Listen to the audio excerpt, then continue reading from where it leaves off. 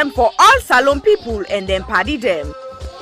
Sarah J Media will be bringing you a variety of programs ranging from documentaries to discussions, interviews, news, views, sports, and entertainment.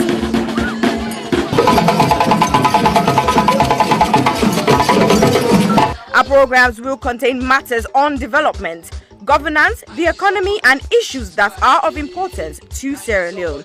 So, no left BNO because we get Bebe program then like Salone discussion, meets the ministers, the president's hour, and the Gladi program. Look me, I look you. All this they start soon na www.sarahjmedia.org. Now who's tem these?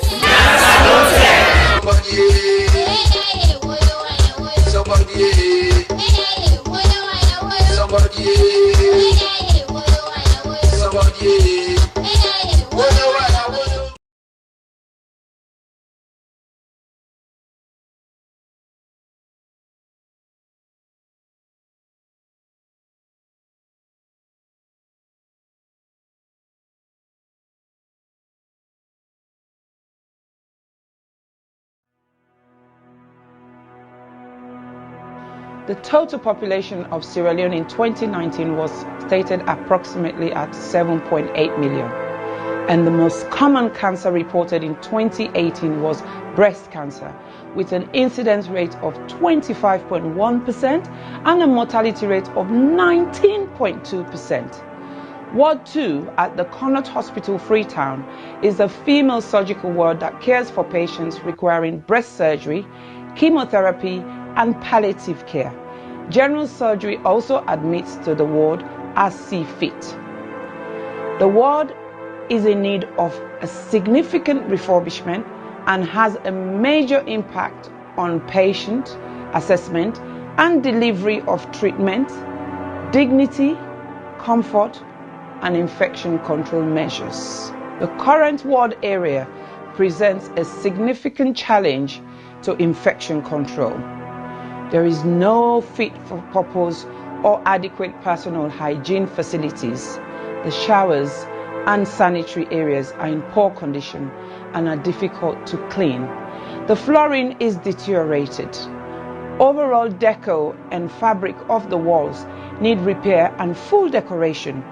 Furniture, cupboards, and shelving require replacement.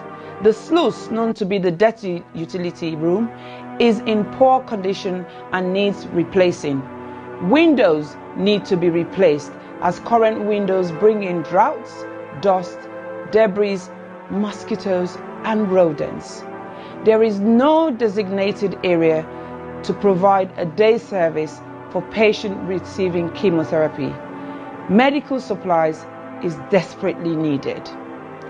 Therefore, we need a total amount of £15,000, which is equivalent to 195 million leones, for this project. This project will focus on women diagnosed with breast cancer and other non-malignant breast abnormalities requiring one or more of the treatment modalities that are currently available.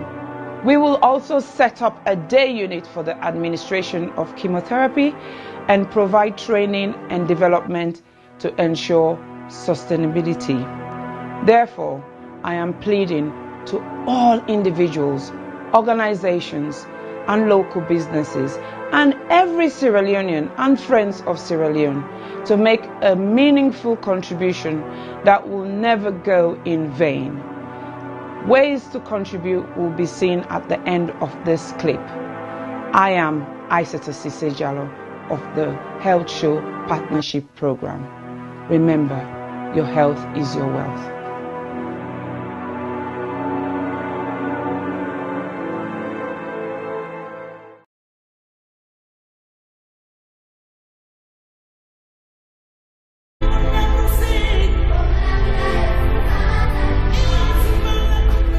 When I was young, a lot of things were different. Unfortunately, most of the differences seen now are heartbreaking and are not good at all.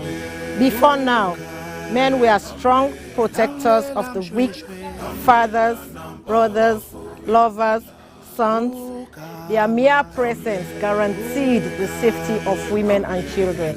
But what do we do now? Men harassing and raping women. Men sexually abuse little girls. Men battering and killing their wives. Any form of sexual assault, be it rape, sexual abuse, or pedophilia, is a killer to human self-esteem. Women should stop dying in silence. Speak now. The rapist should be stigmatized, not the victim. I think death sentence should be the consequence of such terrible act. And you mothers, build confidence in your children, put trust in them, listen to them when they make reports, and take necessary actions. Talking of mothers before now, women were virtuous. They were mothers, daughters, and sisters. Nurturing, counseling, supporting their men folks. But now, Women are trafficking female children for money. women are forced to be silenced. All this must stop, and it must stop now. Real men do not abuse, rape, or molest women and children. It is barbaric, unacceptable. Let all real men stand with us. Together, let's say an emphatic no to rape, sexual abuse, pedophilia, and domestic violence.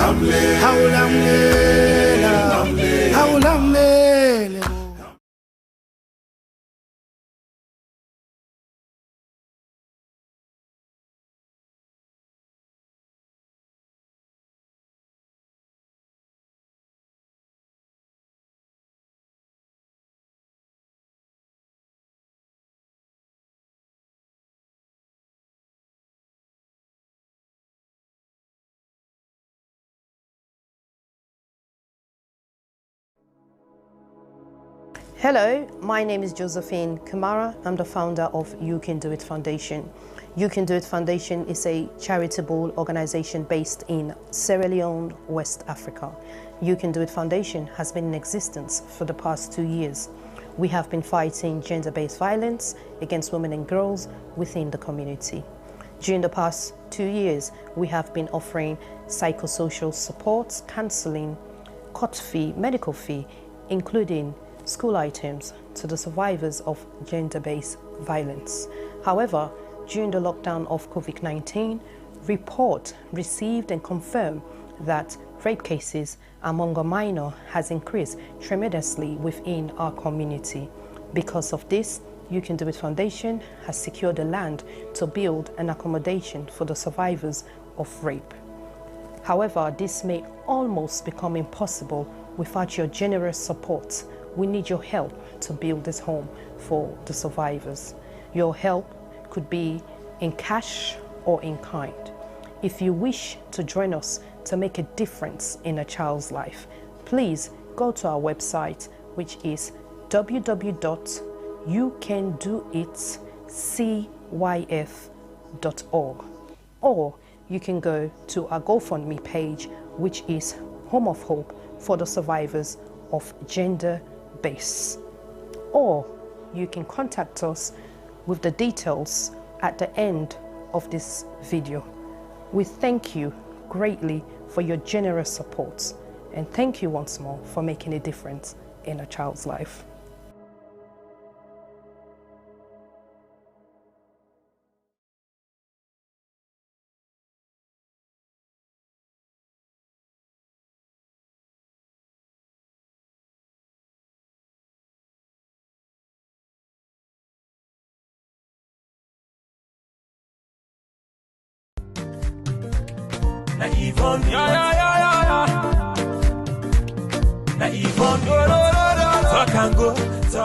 Mina Yvonne Akisoya, and 11th May 2021 make me 3 years where I don't day in office.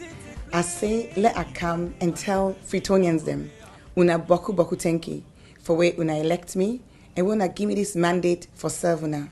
But I not just want to tell una thank you for when I elect me, I want to tell una thank you for what una don't work with me and work with the councillors, work with the staff of Freetown City Council, work with so many stakeholders, including the central government, the international partners, the local partners. I want to tell una the Freetonians and thank you, but I want to tell all the other groups and the Boku Boku Tenki. Together, we embark on a journey for Transform Freetown, and in nobody not been say it go easy. We published the plan in January 2019, and then in January 2020, we published the first year report, and then in January 2021, we don't publish the 2-year report.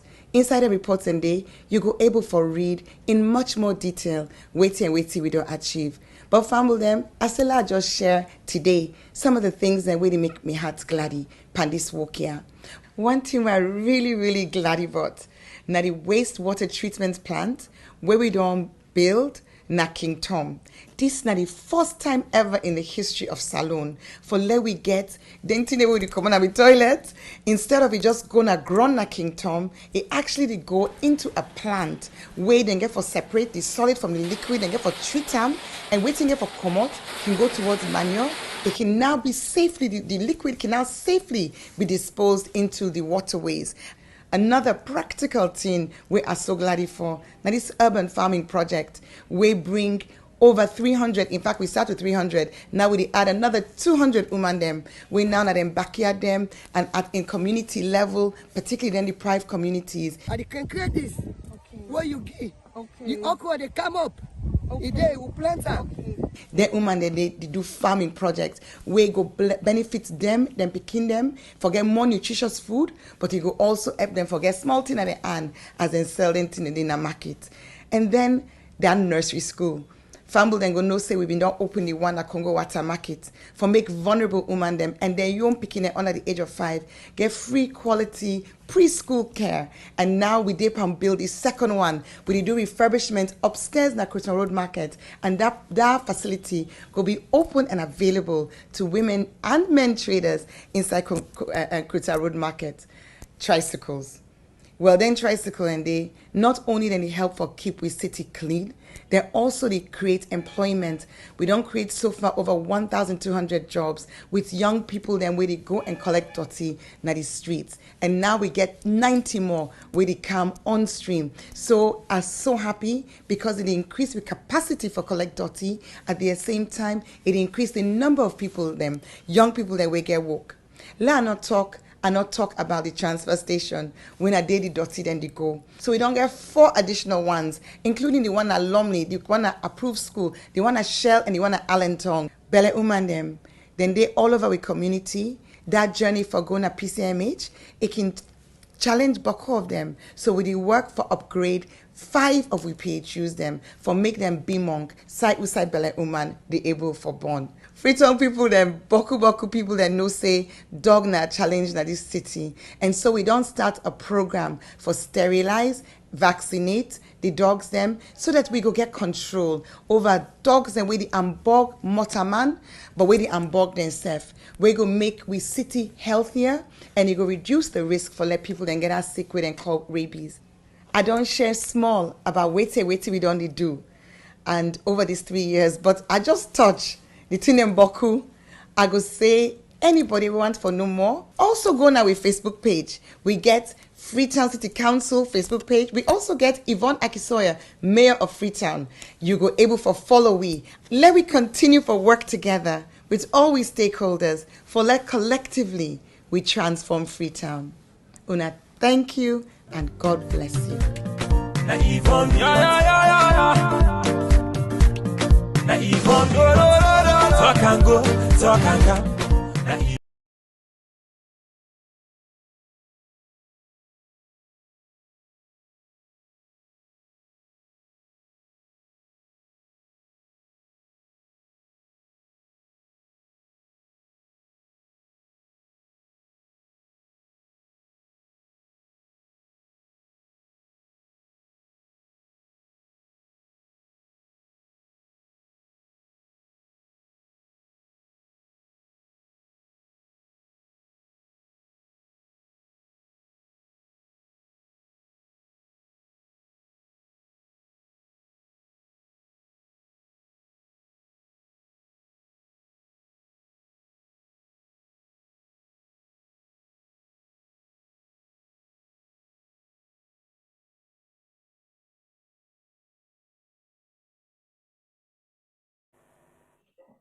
Greetings, una kushe, una kabo.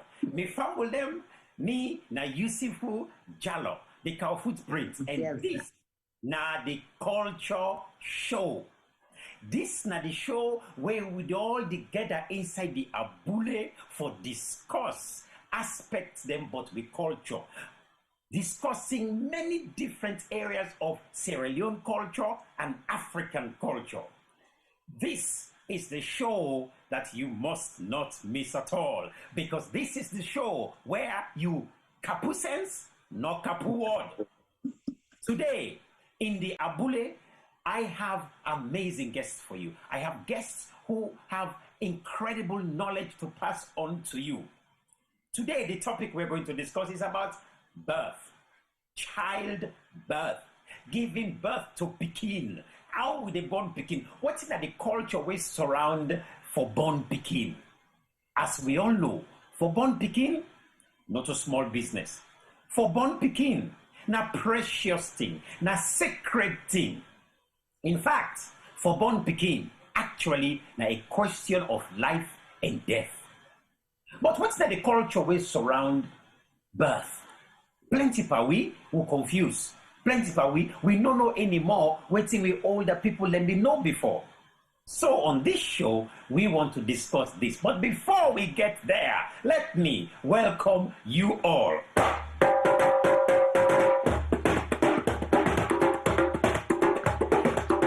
Hey, oh, me people, I'm glad to see you now. And oh, me no say una sit yadi wait for me. I pass the passo, I come kamakwe. But hey, I see you no don't sit down so me at some pole. Oh, I'm me at school.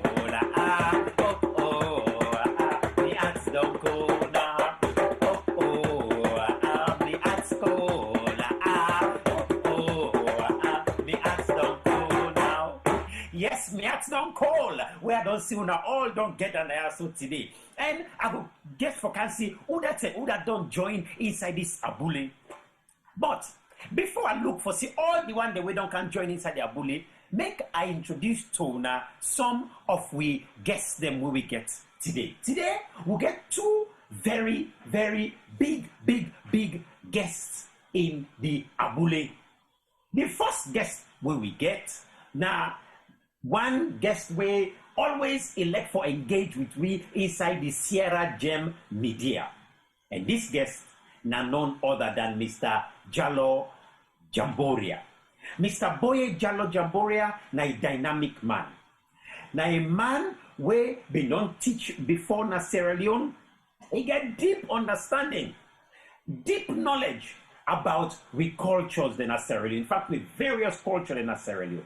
So for me, I don't see no better person for call for this discussion also than Mr. Jallo Jamboria. And this not going to be the only time we're going to call him back for other one then when they come. So for now, we get Mr. Jallo Jamboria.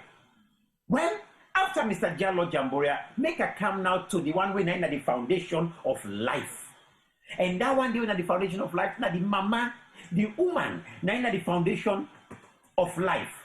But this woman also, not just any ordinary woman.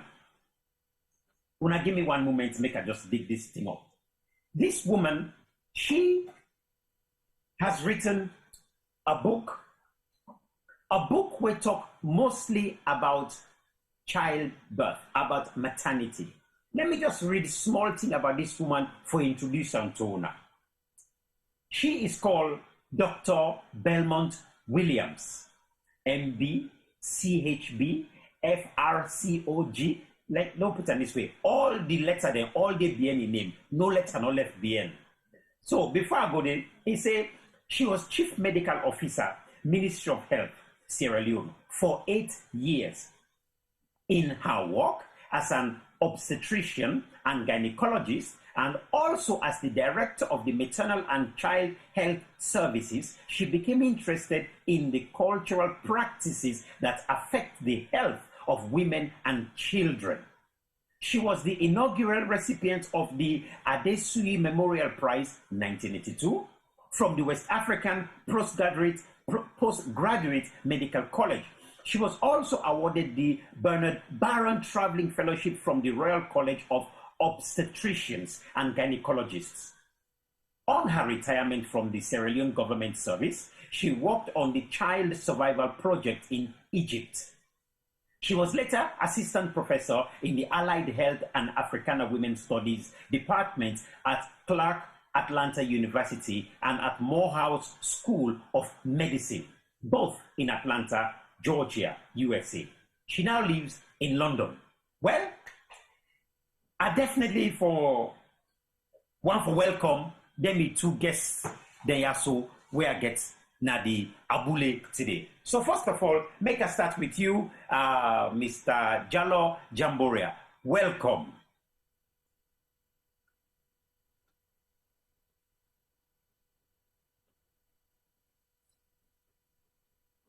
Mr. Jamboria, you able for Yeriri? Please welcome. Yeah, I'm on. Thank you very much, sir. Thank you very much for giving me the opportunity to come and discuss and maybe educate the people them on the most important issue of human existence, which is birth, which is the passage of continuity of creation. Thank you very much. Thank you very much. Well, before we begin for open waiting inside the shukubla inside this abulia, so make I also bring Dr. Belmont Williams. Do you agree we family for we join we inside this abule? Well, thank you very much for inviting me to participate in this program. It is my pleasure to do so, and I hope you will be able to share all that we have to offer together here this evening. Thank you. Well, I tell you, plenty thank you for that brief introduction. Well, I tell you what, inside the Abule right now, we get quite a few people. And for example, we get Aisha Sawyer, inside the Abule. We get Joseph Kongo Nani Matia, inside the Abule. Comfort John, inside the Abule right now. Quite a few people are inside the Abule. Fatima Taylor, inside the Abule. So these are people where they're all interested for know and plenty again for contribute their own for make we all learn from each other about waiting at the culture with it being childbirth. And as Mr. Jallo Jamboria just don't say, childbirth not to play thing. In fact, that's the very key thing for we human existence. And we get both the mama and the papa, the male and the female, we always they take part in this. But throughout the years, throughout the ages, there have been many rituals which surround giving birth, which surround the idea of a mortal man being born to this world. There's always been rituals around it. But so now, Mr. Jallo Jamboria, make I take you back. And I want to throw this first question to you. Make we go back to we Peking days as young boy, and I will throw the same question back to you, and Dr. Belmont. I will throw the same question to you. In we young days, waiting it been like I just want to know a little bit about our background, or I just tell people then just small bit more about our background. First to you, Mr. Jamboria, whose part where you grew up, your own culture and all. Just a little bit no more. Well, as far as I can remember, sorry, I'm using Creole this time. I grew up at the time where Sierra Leone been get what they call parental care.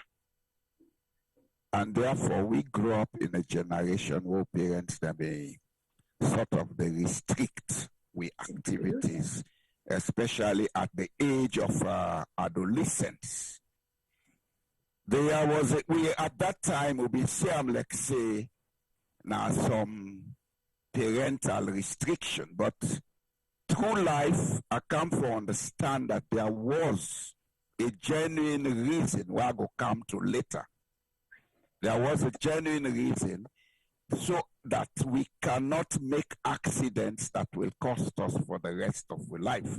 Because with parents, they be understand, say, when a child don't reach that adolescent stage, it don't enter the stage of puberty, there is the possibility that the girl picking especially can give birth, they can get pregnant and give birth.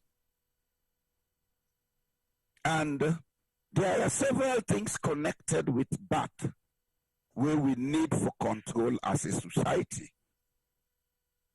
Because there are spiritual and emotional reasons why it's necessary for ensure that the two people they come together for create the next generation, then do them with a lot of cultural and maybe scientific safety. Because through science, we know say certain diseases then they were not hereditary disease. We know say there are certain traits where people then get, where then they inherit in their DNA. And because you want to keep your family line straight, you get to observe certain restrictions. At the time all people let me they do we been feel say not to now wicked per we. But with time and experience, I came to understand and appreciate this. I would end it for there for now, sir. I think that quite a few of we go through that particular phase there when we're small. I remember very well, my daddy always say to me, yo, if you bring woman else, if I go broke your head. But of course, do not get mind. Who won you? It was like for talk about belly or talk about pregnancy, and you don't die, don't. It not be funny. I wonder, and those of you who are listening here, Comfort John, Marema Oni, I know you've all entered your bully now. I would like to hear your own views all about this. This now fumble discussion. We all share the knowledge. But I know what Mr. Jamboria is saying. When I be small, me daddy, me if I crazy self. Belém, this is certainly not like the worst thing forever for think about. But I just wonder how that restriction day or how that fear day. So because sometimes they discuss these issues at all and just they tell you no more. But maybe we'll look down one day in the future or later on in the program. But over to you, Dr. Belmont. What's in you for you? Where you been grow up? What's it been like for you? All the talk of belly or the talk of pregnancy. What's it for you? What's it been like as a young lady? Well, when me papa been the education, so when a 6-year-old, me and me brother and me sister, then we three, me papa then post and go up to Boye for as inspector of schools. So now us, me mama and papa teach we na school. We not go primary school except when we go Freetown now, just under 2 years. Now we go primary school before I go any Walsh. So when we did Boye, that time they plenty there, woman them. When if they're sick or they're becoming sick, they can go to mama for ask them and waiting for do. Although my mama not been get any knowledge in health and medical matters. So now from that time day, now I don't can me HC. If I go try for be doctor, so I go help them mama and then picking them. So after I go and Walsh, from that principal, they give me chance for me and one other girl called Delphine, for let we teach maths the first time na school.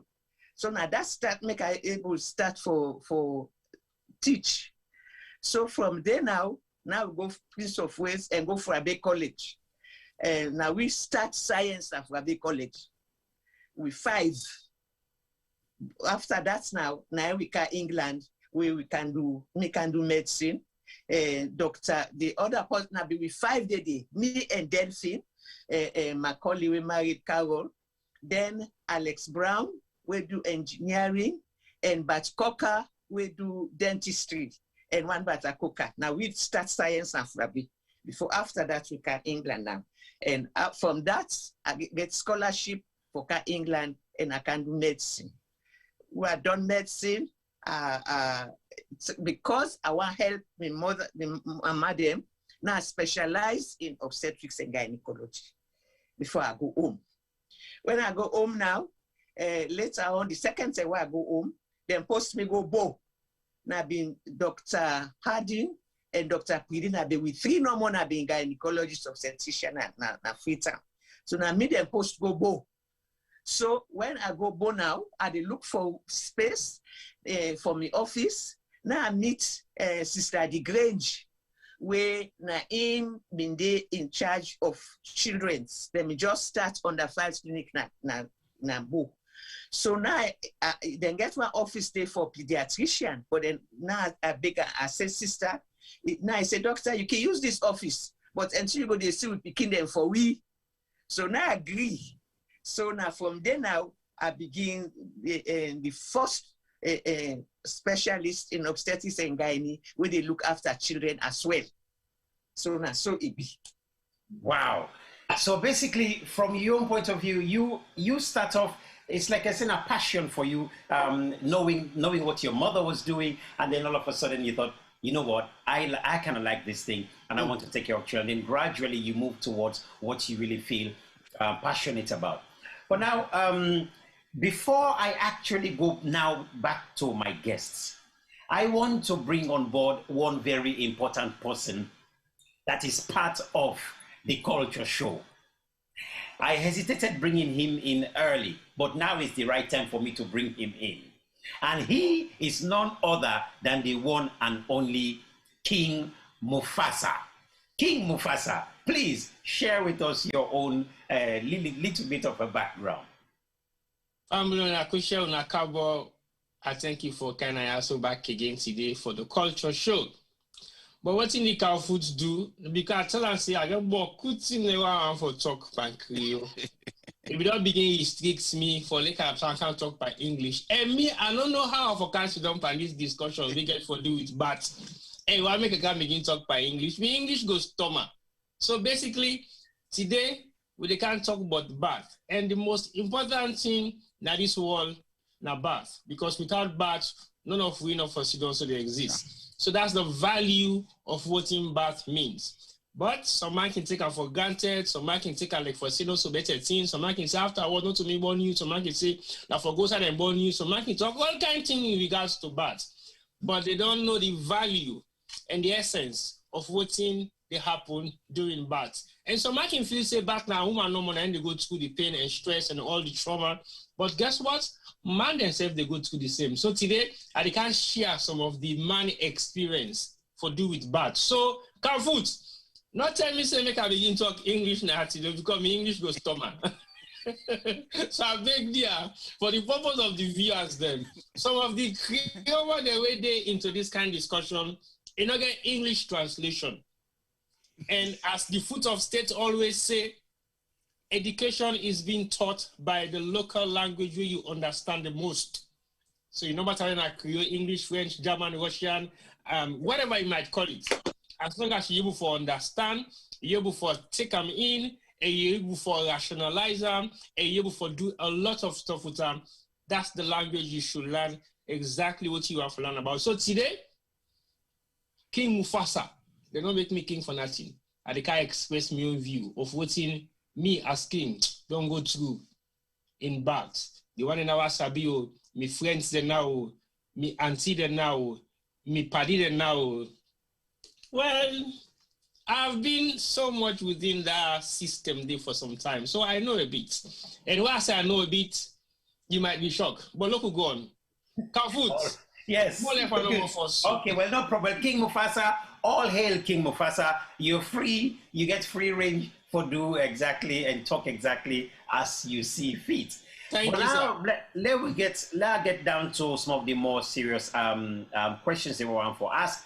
And again, those of you in the audience there who are listening to us on Facebook and on YouTube, thank you for joining us. Thank you for joining us to discuss this particular issue.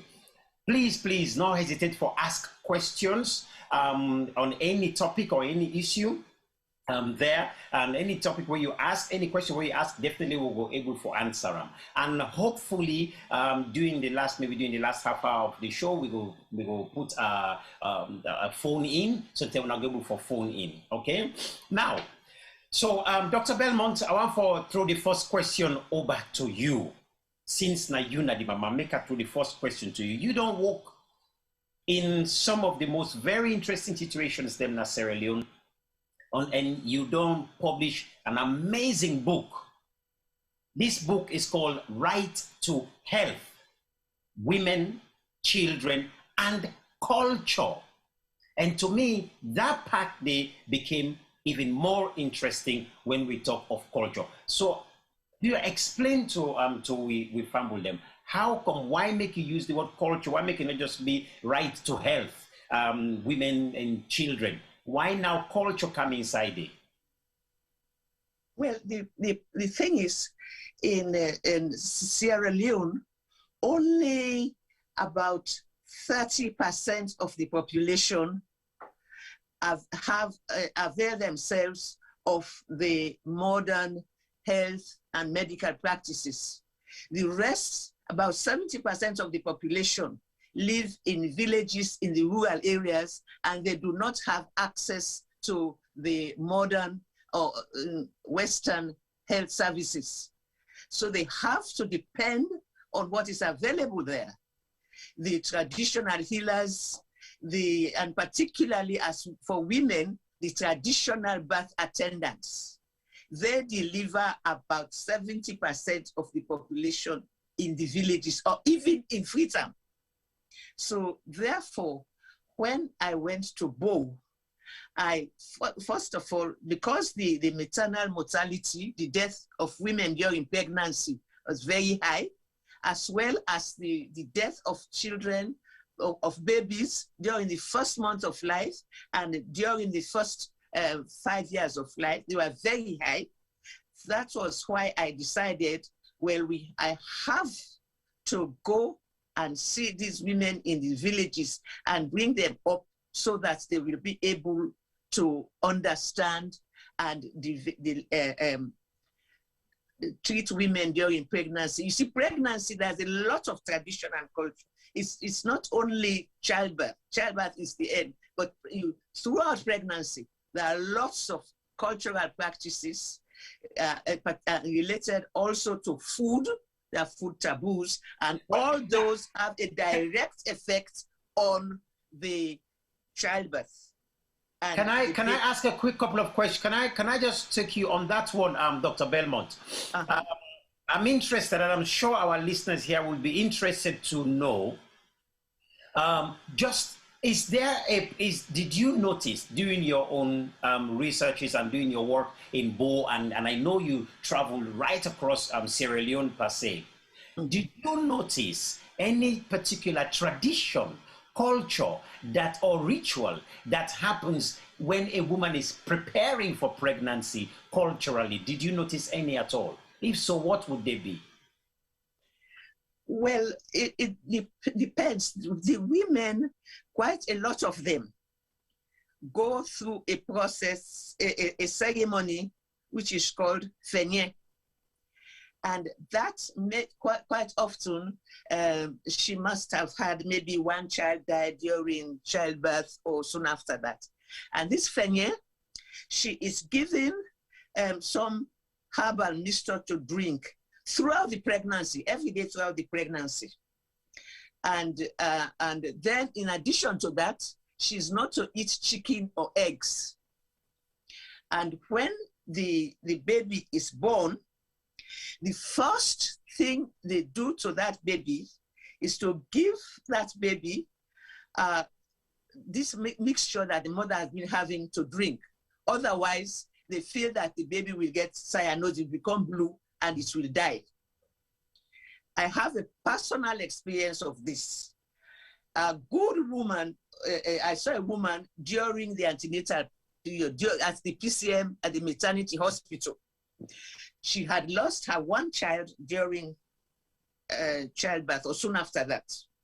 And so she came to see me as I was treating her in the antenatal period until by the 37 weeks before she, a few weeks before she used to have the baby, she developed what we call, the legs were swollen, the blood pressure was high. So I admitted her to hospital. About everything settled. And then she delivered this baby about 10 days before the date that she was due. But the baby now, they called me 6 o'clock one morning that this from the ward at PCM hospital, the maternity hospital, that the baby was having convulsions. So I went straight to the hospital, examined her. In those days, there was no pediatrician around there. So examined her and gave her medication, and the fits stopped, subsided, and she was normal, breathing normally and rested. Then the sister said to me, "Doctor, you see that car stand out there in the compound by the ward?" He said, this woman went through this process called fenye, this ceremony called fenye. And the men in that car had come with the medicine to give to this baby. Well, I just made sure that the baby was fine, and I discreetly left the ward. But wow. I can tell you that many years later, that woman brought her baby when she was 15 years old to come and say greetings to me. You see, now, so I find this kind of thing very interesting, this preparation. I mean, Mr. Jallo Jamboria, I mean, what do you know about this preparation for pregnancy? What do you know culturally about it? Well, it varies from culture to culture. But what I know, just like Dr. Belmont has said, there are certain foods, there are certain social interaction, there are certain physical exercises that different cultures prescribe and different cultures take as taboo. There is a scientific reason behind it, actually. You see, this is the weakness of our continent. We don't do researches to find out what is scientific about some of these things. If you take the Chinese or Asian cultures, they more or less encourage herbal treatments. Like Dr. Belmont was explaining, there is, I'm sure, a definite scientific reason which our people did not understand, because the African cultures are not recorded. The scientific knowledge base of the African continent has been lost over centuries. Non-recording of facts, other issues like external interferences, slave trade, etc., wars, the internal migration of people. A lot of facts had been lost. But looking at our traditions and comparing to other continents like Asia, I would dare say on an hypothesis level that this Fenye issue, which has a comparison in the Delta region of Nigeria, they call the Abiku child, is something that has a scientific base, but because it was not recorded as it was originally discovered, we may not know what it is as at now. But for everything that our cultures do, there was an original scientific base that has been translated into the culture, and now we don't see the signs of it. But definitely, one thing I know is, because of variations in our physical or physiological composition, there are reasons for us to eat certain food or not eat certain food. Is there any, what we call, how do they call it? Allergies. There are DNA shortcomings, etc., that we are not able to explain in the African culture.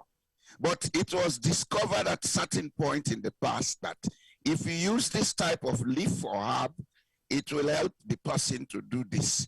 There are some people, when they get pregnant because of certain mineral deficiencies, there are some pregnant women who like to eat dry clay. We have seen people sell dry clay in Africa, in Sierra Leone, and pregnant women eat it. There is a scientific reason. The body demands it. Calcium. You understand?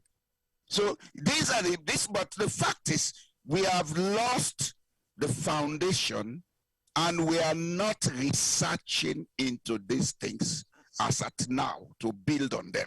I would end up so far for now, sir. May I ask the question, since we're talking of the... Doctor wants to come in. Let's come with the scientific side. I'm just a teacher. Yes, because I want to bring in Dr. Belmont. She wants to say something. Allow her. Yes, I want Dr. Belmont to please come in. I put your own view. And remember, for now, I want us to just be looking... the discourse. Dr. Belmont, please come on in.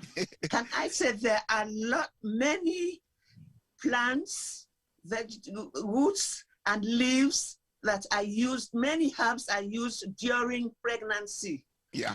Some to start labor, some to accelerate labor, make the contraction stronger. I can assure you, if you look through my book, you will see that there are several of these plants and herbs that I identified and sent them up to the botany department of Rabe College so that they would be analyzed. And you can see they gave the scientific names and the uses that these traditional women use during pregnancy. There are many herbs. Some are used to start labor, some are used to accelerate, make the contraction stronger. The problem I have with these drugs is that we do not know the dosage.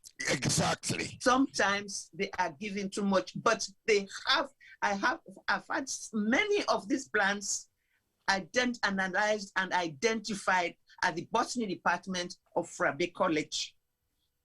And I can tell something also about the children. I looked after a woman during pregnancy, and she had a lovely baby, but at about 5 months old, she came to my clinic, not with the baby, to say that, just to keep company, I should say. And she said that this baby had been having diarrhea. So she said, doctor, you should see my table. There are so many drugs. She's been to the pediatrician, she's been to the dispensers, and this diarrhea did not stop. So she went to her mother, this girl's mother, went to the backyard, broke some leaves, boiled them, and gave the mixture to the baby to drink. A cupful. The diarrhea stopped immediately. Yeah. But this was followed by constipation. And when the bowels were opened, the stools were black. Now, black stools can be due to the fact that it contained probably iron. That turns the stools black. It can also be due to the fact that the child had some bleeding in the stomach. And that's when it is digested, it turns the stools black. So now, we know that herb worked. So the problem was the dosage. Maybe a teaspoonful would have done the trick instead of a cupful. Yeah. So these are the areas that we have. A lot of these herbs, they work. Yeah. But the problem is the dosage and to give them at the right time. Wow. Thank you. If I can come in, sir, that's where research can come in. That's why I sent to Rabe College. Yeah, and Doc, let me thank you for what you've done. I would thank you personally for what you've done, because these are some of the things we are not doing in Africa, not only in Sierra Leone. Look at this book. This is one of my most treasured books. I would buy your book and keep it. I've read that book. You've read it? Yes, I've read it. I think somebody left the copy. So make I just button quickly. As well, and just say that waiting at the discourse so very, very, very crucial in terms of looking at the scientific side of things, and also making these references with the books. In fact, one of the reasons why Dr. Belmont for me so important right now the fact that you book where you write. Again, just for those who are joining in now, the book where Dr. Belmont writes a name, Right to Health, Women, Children and Culture. When I can get this book from Amazon, just put your name there and get this book. Very important. And I think it's important that we as Sierra Leoneans begin for read books to like this and be understand the culture them where we get we don't help with throughout the thousands of years old on in existence. And make you know as people go say throw away the baby with the bath water. As the usual saying goes. But if with more research, with more studies, we will begin for take time for say all waiting we need already God don't bless we with. Dr. Belmont, you the scientist na so. But I'm sure you agree with me say hardly tablet day, whether tablet day, not to leave a Connaught palm. So one way or the other, leaf then they within the around Africa, all people then can use and we need for research into. But I will come at the education side a little bit later in the conversation. For now, I really still want for we focus on certain aspects of we culture them for where they surround giving birth. Some of the things we will say now mythologies them. Make I come to you, King Mufasa. King Mufasa. You want to share some things that because I'm sure you know the eastern area, the Connaught area, or the southeast area of Sierra Leone. What's your experience in the area? But some of the things the people and believe say, well, for eat this or for eat that, or if for eat this or for eat that, or if net come, for do this, or if Satan come, for do this, for talk to this person. What's in some of the cultures that we surround your own area?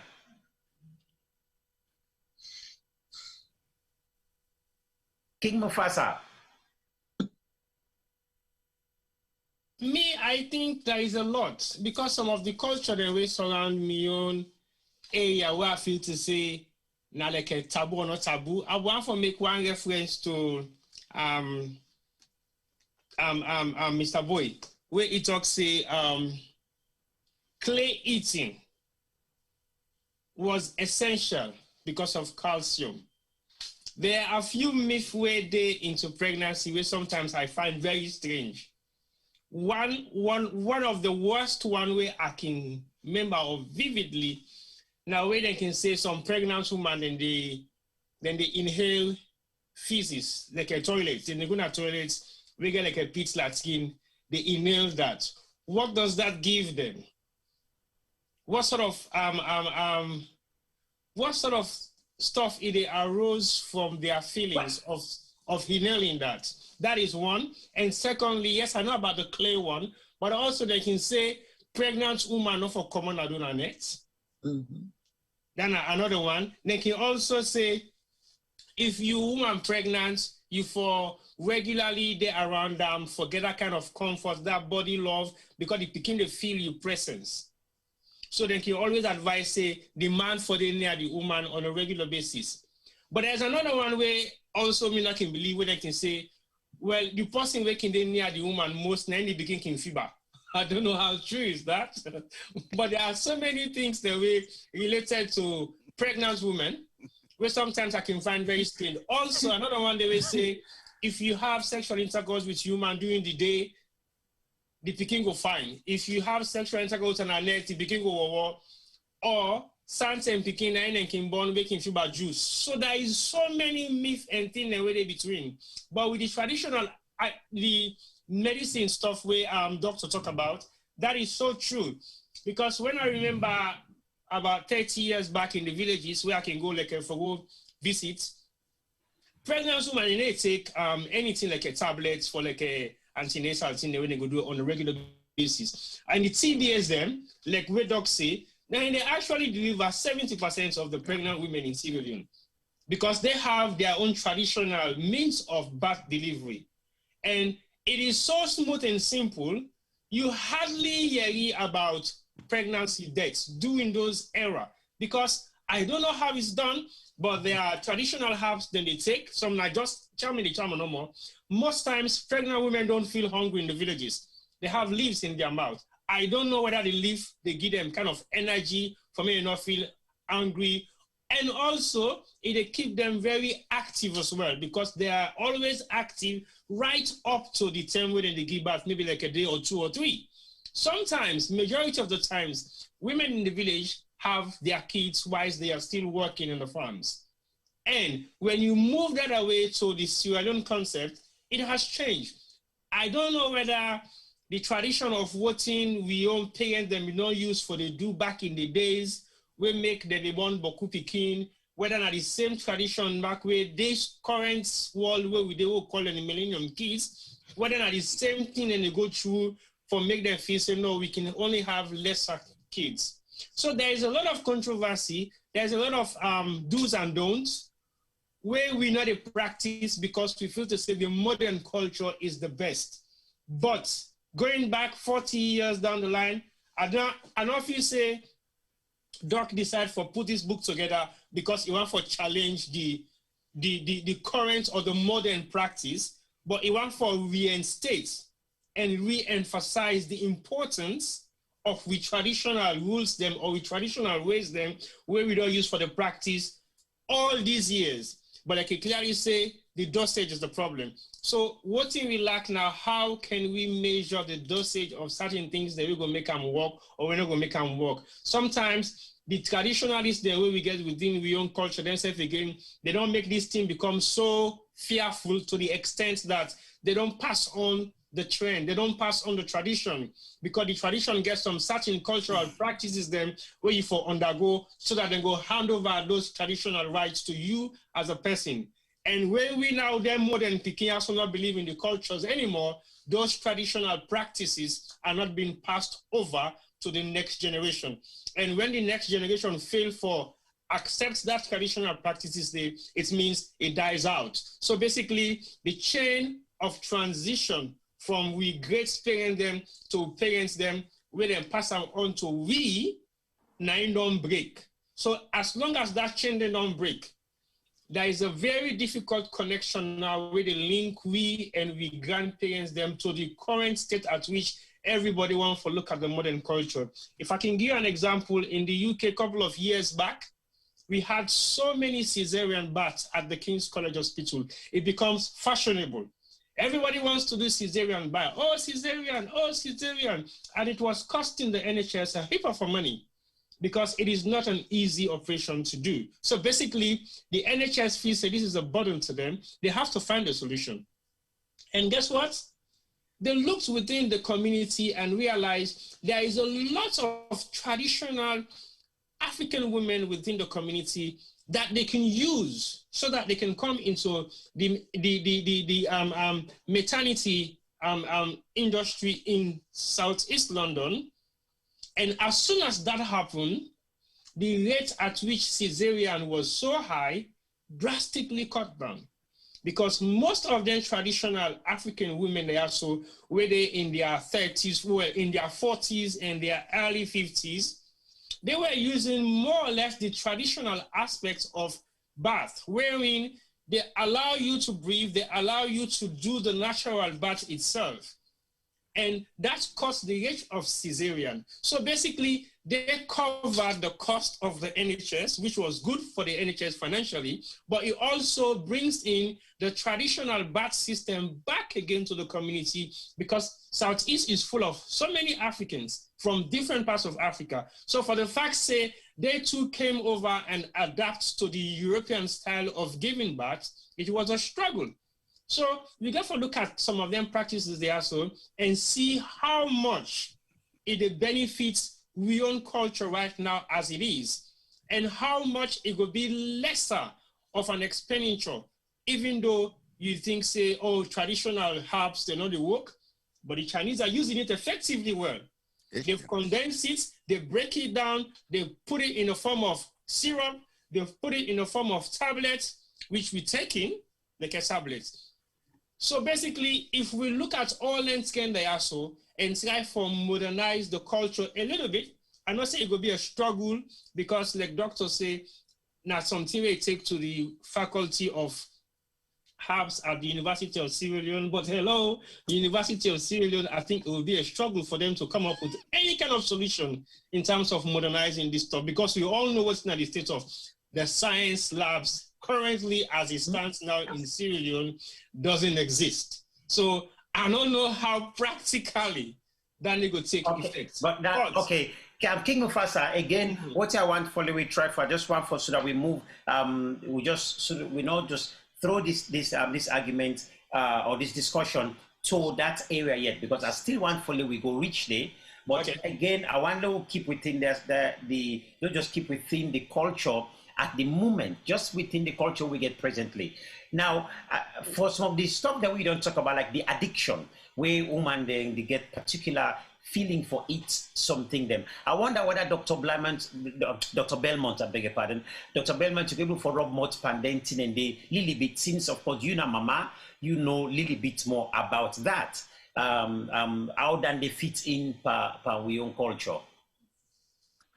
Well, within what we refer to as food taboos, that a pregnant woman must not eat, is very high during pregnancy. And that, and the use of herbs and other practices are the major causes of difficult end of pregnancy and labor and delivery. Now, food taboos are very common. There are certain foods that the pregnant woman must not eat, and most of them have an effect on the baby. The pregnant woman must not eat bananas, otherwise there will be delay in labor. She must not eat oranges or garden eggs, otherwise the baby will have a rash. She must not eat plantains, otherwise the baby will have oka. That means the anterior fontanelle where the bones meet will be wide, and things like this. They must not eat chicken and eggs, otherwise, because they'll be if they eat eggs, they'll be eating the chicken's own baby. You know, things like that. So but now, one very important point is that the men have monopoly on foods, particularly protein foods, and they direct spending on foods. When I went home the first time and worked at the antenatal clinic, I always tell them that they should eat meat and fish and that sort of thing.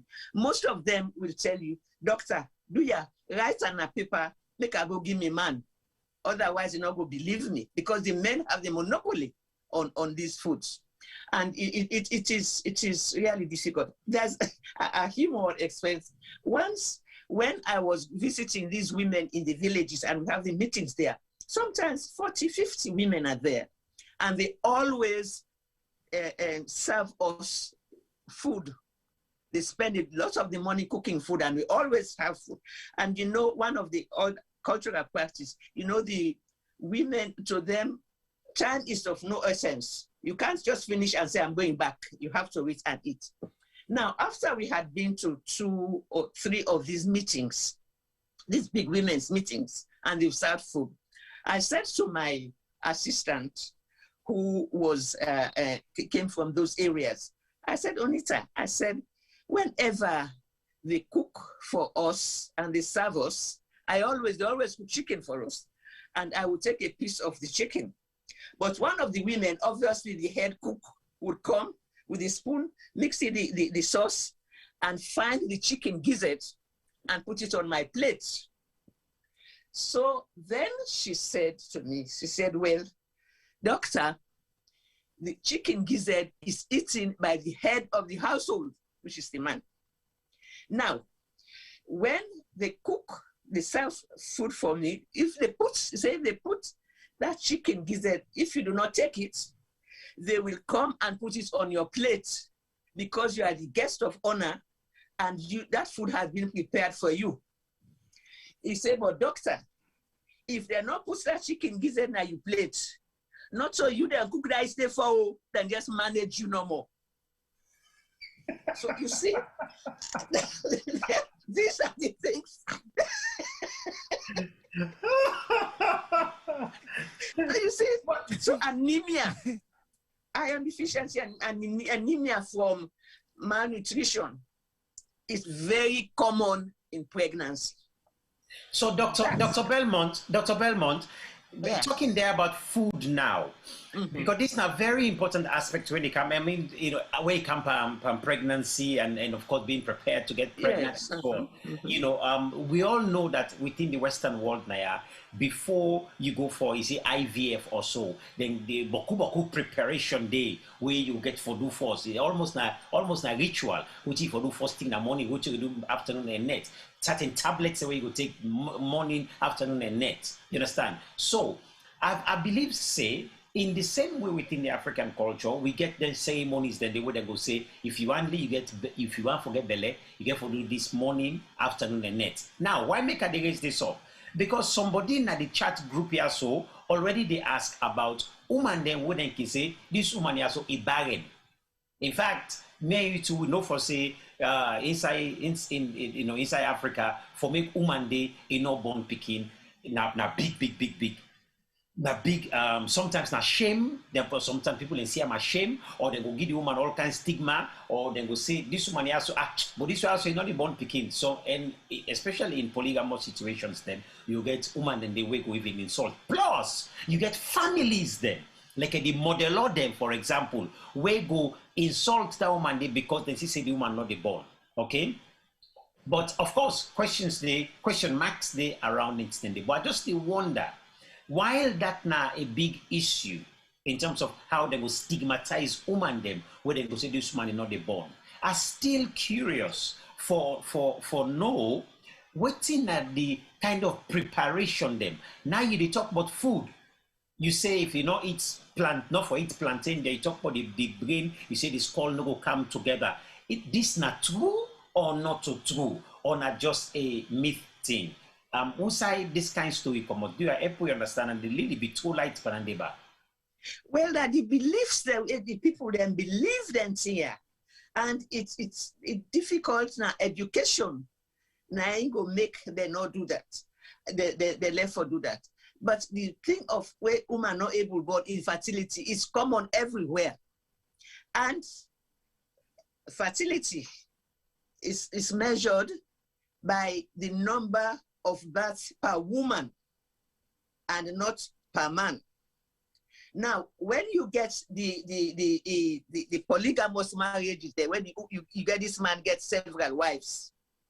Now the head wives now I go determine whose term the woman for go sleep with his man. Exactly. And now that's how they go cook and all that. Now the egg where they produce, where the woman they produce, when about the middle of the way they get menses, now at the middle of that cycle day, and they only live for only 24 hours. After that, they die. Yeah. The man now, their own sperms, then can live for about 72 hours. Well, now, when that woman they in turn get for go to the man, if not then an infertile period, it takes around for 1 week, you not gonna get looking. Yeah. You not gonna become pregnant. Yeah. Yeah. You see, all these things come into practice. Another question. Sometimes. Yes, okay, please carry on. Sometimes it is the man that does not produce enough sperms because the man therefore produce 20 million sperms for let one go succeed for fertilize the woman, one egg. Hey! Dr. Belmont, hold on. That's not a scientific fact, my friend. The other thing is, let me tell you. No, Dr. Belmont. Dr. Belmont. Scientific fact. The other thing is, the man always feel. Hold on. on.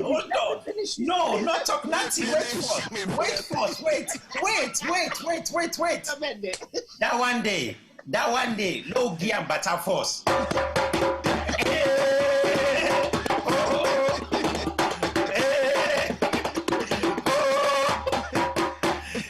Pambul de una yeri 20 million. That's a fact. I will talk again. 20. 20 million. 10 plus another 10 million. That's a scientific fact. You are a big doctor. Let people understand. One other thing, the man then can feel say, na the woman they're responsible for the sex of the child. Now the man responsible for the sex of the child. And no one woman, and no one man, he gets 6 children by 3 women, all girls. Yeah. In fact, once when I deliver the 6th child, now in the sister, they're making full of him. Say, doctor, if this Pekin had been boy Pekin, I go send a lie that woman lie and the man. It is the male that is responsible for the sex of the child. By we chromosomes. Okay, Mr. Boye, do you have big? Help we. I want to make you help the young man. You see, No, wait, Mr. Boye. We situation in Africa is very complex. Wait, Mr. Boye, hang on, Mr. Boye, I get a question for you. No, just continue with this. I want to say something. Yes, you did. I want to say something, then you ask you question. Yes, the situation in Africa is very complex. What you make us say complex? That was why I started. If you remember my first word, I say research. Because we cultures them, not all written cultures we get through, they write down scientific facts. A lot of facts were lost along the line. Some of the taboos that people believe in now, nothing the way they indoctrinate them with through brainwashing, maybe at some point somebody conquer them and tell them something wrong for sort of put their own existence at risk.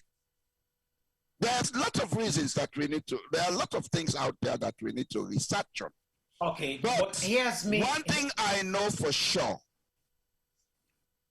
the food where the woman they eat, the food where the man they eat before intercourse, during pregnancy of the woman, it gets a lot to do with not only the birth, the safe birth of the child, it gets a lot to do with even the physical and mental development of the child. Exactly. I was going to say that. The physical, your ability, your intelligence, your intelligence is determined from the day of conception to the first 6 months. The kind of food where the parents and they eat now, they determine how well you bring the develop. Of course. Not to God they mark. Now we, out of ignorance, they mark them things than they. That's why we need for do a lot more research. That's why I thank Dr. Belmont for what she did. We universities then can go the next step. There is a lot of money out here for research. But professor, they only go from politics. You can make more money in research than in politics if you are serious about it. I would end up there for now, sir. Ask your question. Wow, this is just taking another turn. But I think it's important that we ask this question. You know, the popular book where say you are what you eat. What you eat now you be. And when I just talk now for say that for 6 months they determine the intelligence for the picking. So first of all, I get 2 questions there were one part. Number one, waiting na the diet where if we look Sierra Leone or West Africa, where man for go where go say, young man, you want to get 20 million sperm? In fact, You want to get 25 million, so you not go miss gone at all? It's the food they wait for it. Fine. Now, I'm interested for well, no... we have to research it. Well, I tell you what, where will be small...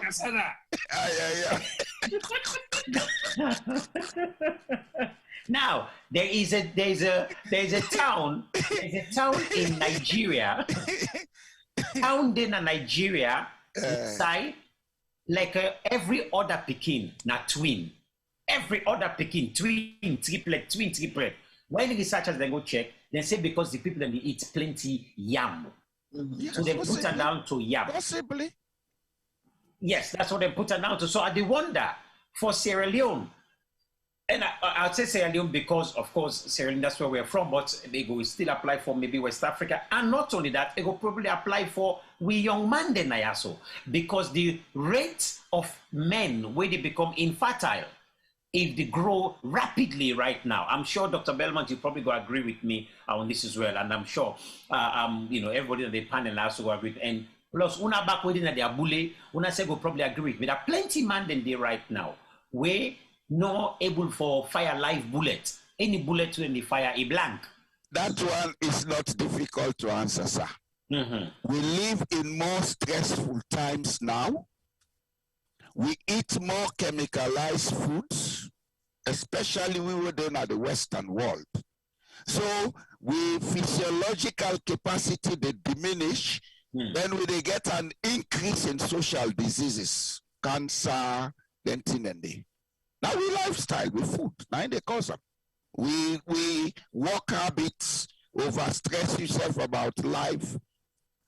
That's what is causing it. That one, I think there are researches going on that, but let's concentrate on Africa.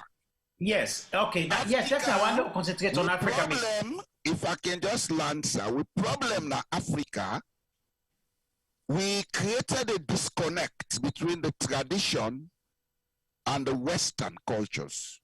We went into the Western cultures and did not understand them properly. We dropped with traditions. You see what they call secret societies in Salon? These were schools. These were education, a knowledge database. Now the education center, especially what they call Bondo. Now they train women them how to come from adolescent puberty into marriage. Then they train some how to be traditional birth attendants. Then they train some how to deal with leaves and herbs, the essence of food, etc., etc. But when we came in contact with Western culture, we left those things behind. The people who been getting knowledge, then they then die with them. So now guess what we they do? And that's where the myths and the taboos come in again. That's another side. You see, there's a lot we need to do. Dr. Belmont don't begin so, we'll take on to the next level. Okay, now I think this is a very important subject where we just know the touch and I will really bit deep, Panam. Dr. Belmont, in the area of women being barren, you'll probably agree with me for say, and I just want to know what you won't take on this, because plenty temper with society. We say if woman not born, you're totally useless. You're important. Tell like achieve nothing. What is your view on that one day? Because I think what are your view on everything with culture, within the modern culture we'll get now, and so on.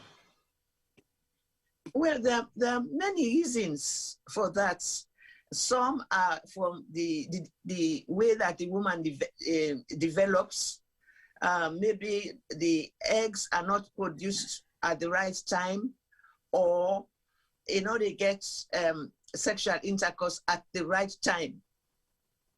That can cause infertility, or the woman is not able to get a child during this time. This is why. All right, okay, Dr. Belmont, you just don't mention something where definitely I need for give one day a drum. And hold on a second. Hold on. We'll make a give a drum. Fambule, I want you to pay attention. Dr. Belmont, in case you not hear me fine, Dr. Belmont, when a gynecologist, he don't say, who get forget the right time. So una plan very well. Una den woman they wake elect for the make boku style. No. Style. Let me so plan the right time. As you know for say no mother bra, you don't eat boku yam. You don't eat boku casada. Oh, I know for say King Mufasa, he mean they do this. King Mufasa, he mean they eat kushument. Talk and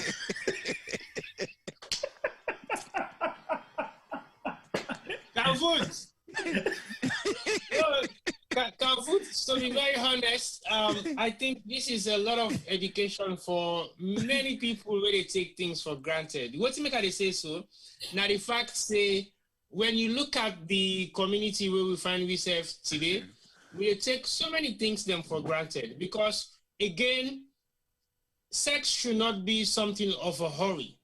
No. That can also lead to infertility because if your mind is not there, you are in a hurry. The hormone system, they not generates anything active. It is just going to be one and off thing where they just come and go and that's it.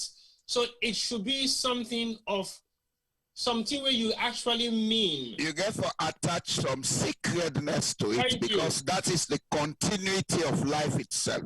Exactly. So you don't just have to participate because you just feel like. So you can see some people then, I have known a few people away I don't see where don't they together for like 5 or 10 years, but did not have kids together. And they split. Immediately when they split, they both have kids with 2 separate partners then, immediately.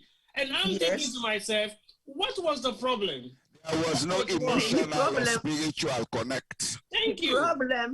The problem was that if the man and the woman are both subfertile, the man is not producing enough sperms, the woman is not producing the egg, then they separate, and then each one needs a very fertile couple.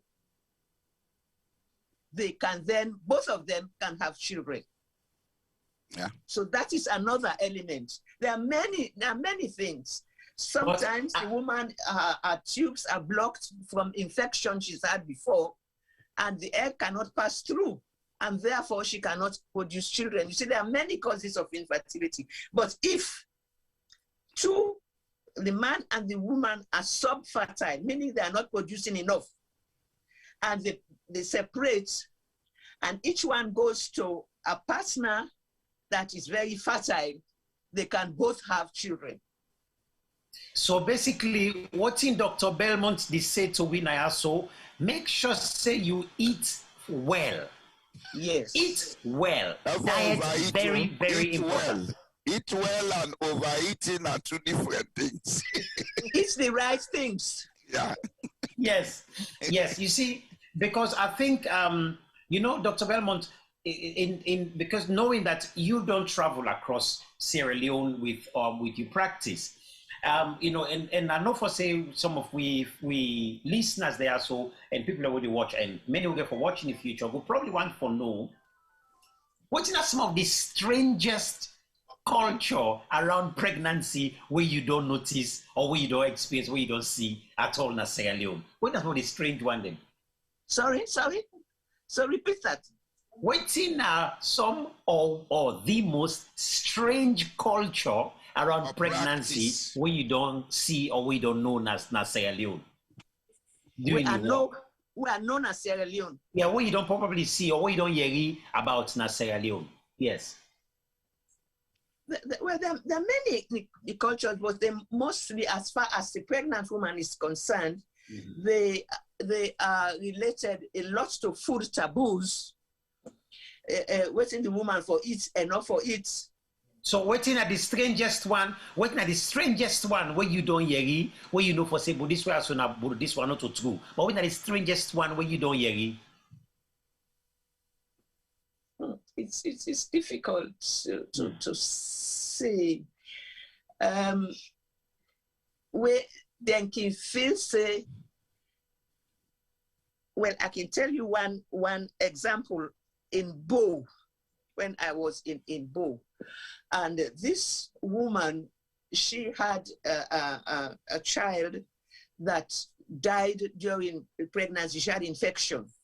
And with that infection, it prevents them from getting pregnant afterwards because the tubes were blocked now with this infection. The egg cannot pass. And sometimes that is on the woman's side. From the man's side, sometimes he cannot get erection, or he's not producing enough eggs. I remember once, this was also in Boye. This woman, she had 4 children from a previous pregnancy, and then the man died, and then she got married to this other man. Now, for a couple of years, she did not get pregnant at all. But then, and she came to see me because she could not get pregnant from this man. But another woman in that polygamous marriage had a child aged 6 months. So what happened was that this man once could not had a erection and was treated by a dispenser, one of these pharmacies, injected, and after that he could not have any erection. Now, he cannot say to that group that he was the one that was responsible for this other woman not being pregnant. This one we're pregnant now, we don't go outside and get pregnant and come inside. Oh, it's not bad. So the man cannot admit, say, I'm not responsible for that. Money Juma, it's not bad though. Oh God! Oh God! Oh God! You can talk. Oh God! Oh God! There's now there's a play I did a couple of years back called the Secret Lives of Baba Segi's Wives. Mm-hmm. And this is a very interesting play we did at a theater here in London. And the play was based this man who married 4 wives. 3 of them had children for him, and then the last one that he married was an educated woman. He himself is not educated, he's just a successful man, businessman. So he married this woman who's now, a businesswoman, an educated woman. So this woman could not get pregnant. He tried. So he wanted to go take the woman to the herbalist, to the Babalao for go give the woman all the different herbs them. Where he don't give all the previous woman them, will not be one for get belly, but you take them to the herbalist them, then give the woman the herbs, and the woman they all get pregnant and they all get belly. Now this new woman now, who is educated, he wants to do that. The woman said, no, I'm not going to take no herb. Let me go to hospital. Let hospital go check what's in the go on. Now while they go now in the hospital now, so the doctor say, do I bring you big wife? Instead make you can look and check the big wife. So they call the big wife instead come for can check. Because first when the doctors even say for check the husband, his own sperm, the man vex say, no, what's he mean for check my sperm? Not to me get the problem. Now the woman I get the problem. Now I bring her for me can check. Not for me. But the doctor insists. So of course they testing sperm. Before the doctor say call the big wife. When they call the big wife, come to the hospital now. Now they all worry what I can broke loose now. The big wife give for explain and we make all the confession now how in the don't realize for say this man not the function. So now he advised the other 3 wife them when they all been there, or the other 2 wife they all been there, for say, hey, this man here, so you know they fire live bullet to if you know what happen. You see? Una go fair some kind, una go fair una boyfriend na corner. Leone get belly, otherwise it will give una that concoction where maybe no way you want to forget to me. So which is what all the women did, them born but who are 4, 5 picking them. But the man, of course, all this can come out now in the hospital. So this bring me, of course, to for as tragic as this story may be and sometimes funny, but it put a lot of we people under so much strain, because now we bring in spirituality now. Because then people begin for this one, now swear they don't go swear. On a tie, they don't tie the belly. You understand?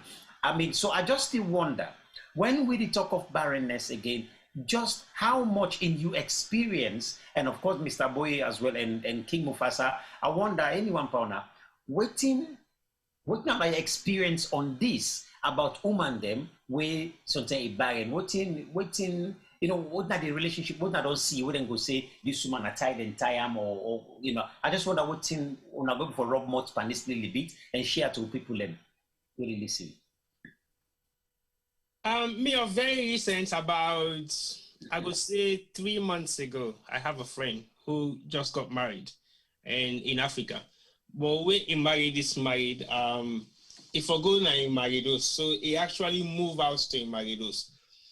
And the man don't try forget sexual intercourse, but as the man for clean pananomo, so he need to get erection. It don't happen once, it don't happen twice, it don't happen like 4 times. So the woman, it find them very difficult for talk to somebody about this. So what will happen is the man he move forward and he go talk to him big sister. Now then big sister say, now the problem is where he gets. He say yes. He said, okay, don't worry. I go talk to the woman. Then the sister come and talk to the woman. He ask her, so what's the problem? Blah, blah, blah. You just come married in a young pekin. How comes you and the man are able to get sex and everything? With the man for church, you know, when you get erection. What thing you don't do wrong? Now he begins to say, man, not on that you won't go. And me like a problem. So I don't know what's in the problem where this man gets. Go on. Now they do my say, well, if this situation they get worse, and they go back home to me people. And then the man say, well, in my own interest, if you don't married and then you're not able to get pregnant within a month's time, it means I have a problem. I should take you back to your parents. So the man telling young people, now them people say, no, not do nothing. It's the man in uncle, in the person will tin up and say, now this speaking, this boy for married, a nephew for married, because so do they don't mean this speaking from way a young for ram. It not be no. Go on. Now they say, we need for go ask you other uncle them. Where we don't try for give you woman for married, where you don't say no, you know they married the none. Then all of a sudden, I can't give you this woman for married. So you got for wait, let go talk to your uncle and your first, and make her ask them what thing they don't do wrong with you. He said, okay, patiently wait. He go talk to the uncle them. Now the uncle them say, well, they don't do nothing, no. And see, I even say, in the choose do my way one married, do I will get for married, you know, agree. Now that's make the non turn into impotence. And it was facts. Facts, because 2 months later, the man go talk to your uncle them, say, dear, in the beg for forgiveness, make them allow him. Because what's in choose, not for saying not be one the woman away them the girl for married, but it not be one for go disappoint them because it not be let the woman away they bring cancel for married. So you are in the big. So they make concussion for them for drink. But for the fact say they not being sure say now the man no more get the problem, they want to give the picking back the concussion for drink. Then they begin to say no, me I drink nothing no because not for say nothing no do me. So they had a bit of a banter. Then the picking choose say, if you not force me for drink this thing where me not get nothing way wrong with me, and they go back home to me people them. So they allow them. They say, well, okay, fine, no problem. Not so you get the problem. The man don't accept and get the problem. Let he drink the medicine. To be very honest, he drank the medicine 1 month later, and I'm asking the girl, are you pregnant now? He said, well, the thing work. So basically, when they say, then they tie woman not for born, or then they tie man not for born, traditionally, yes, it does happen. They will do certain things to you traditionally where they make you not able for born. But we only get for believe that because we don't also believe, say, traditionally, we go get for use certain things then when we traditional herbs them where they help in certain process. So we are caught in 2 dilemmas. Do we have to believe that? Say they can stop you not for born or stop you not for be potent, or at the same time, traditionally, they can still help you to be fertile and for make you get picking at certain age. So that is the catch. Well, this why also even if I look the chat now, it's Cho. I don't know how to pronounce the name, but somebody named it's Chokiti Malam or something. So, no, I can guarantee it is not a story. It is fact. I will not just mention name, but right up to last week, the girl don't travel back to Sierra Leone because he married out of Sierra Leone. But he traveled back to Sierra Leone for confirm to him parents and say, yes, she's now pregnant. Wow. Not a story. I don't need to make up any story like that. I will not call names, but I will not even call tribe because people are going to begin to start for trace the party and now I get rid of married a couple of months ago, so I will not do that. For sure. Well, if he believes in our story now, that's fine, but it is fact, and I don't need to make up any story for that. But that's just a reason where are the highlights for the fact say traditionally things do happen. And also traditionally things do happen. Whether for good or for bad, it works. Because medically, they can also inject you not to get pregnant. Why wouldn't we focus on that and say it is a story? Because women, they go take Captain Ban, they take pills to stop them from being pregnant. So why can't traditionally, they will give you same herbs they wait until you're not going to be aware of where they stop your fertility. This is a fact. That was exactly where I wanted to go. Thank you. But it's yes, doctor, you want to say something, man? But it's true. Yes. There are drugs, both Western medicine and traditional herbs that some can be used to prevent pregnancy, and some can be used to get people to become pregnant, just like in the Western medicine. Yeah. So that is perfectly true. Yeah. Yeah. Now this is very, very, for me personally, this is like this is jewel. This is precious jewel information here. It's all the more why we need to do researches to understand these herbs, understand the safe quantity, etc., that we should use.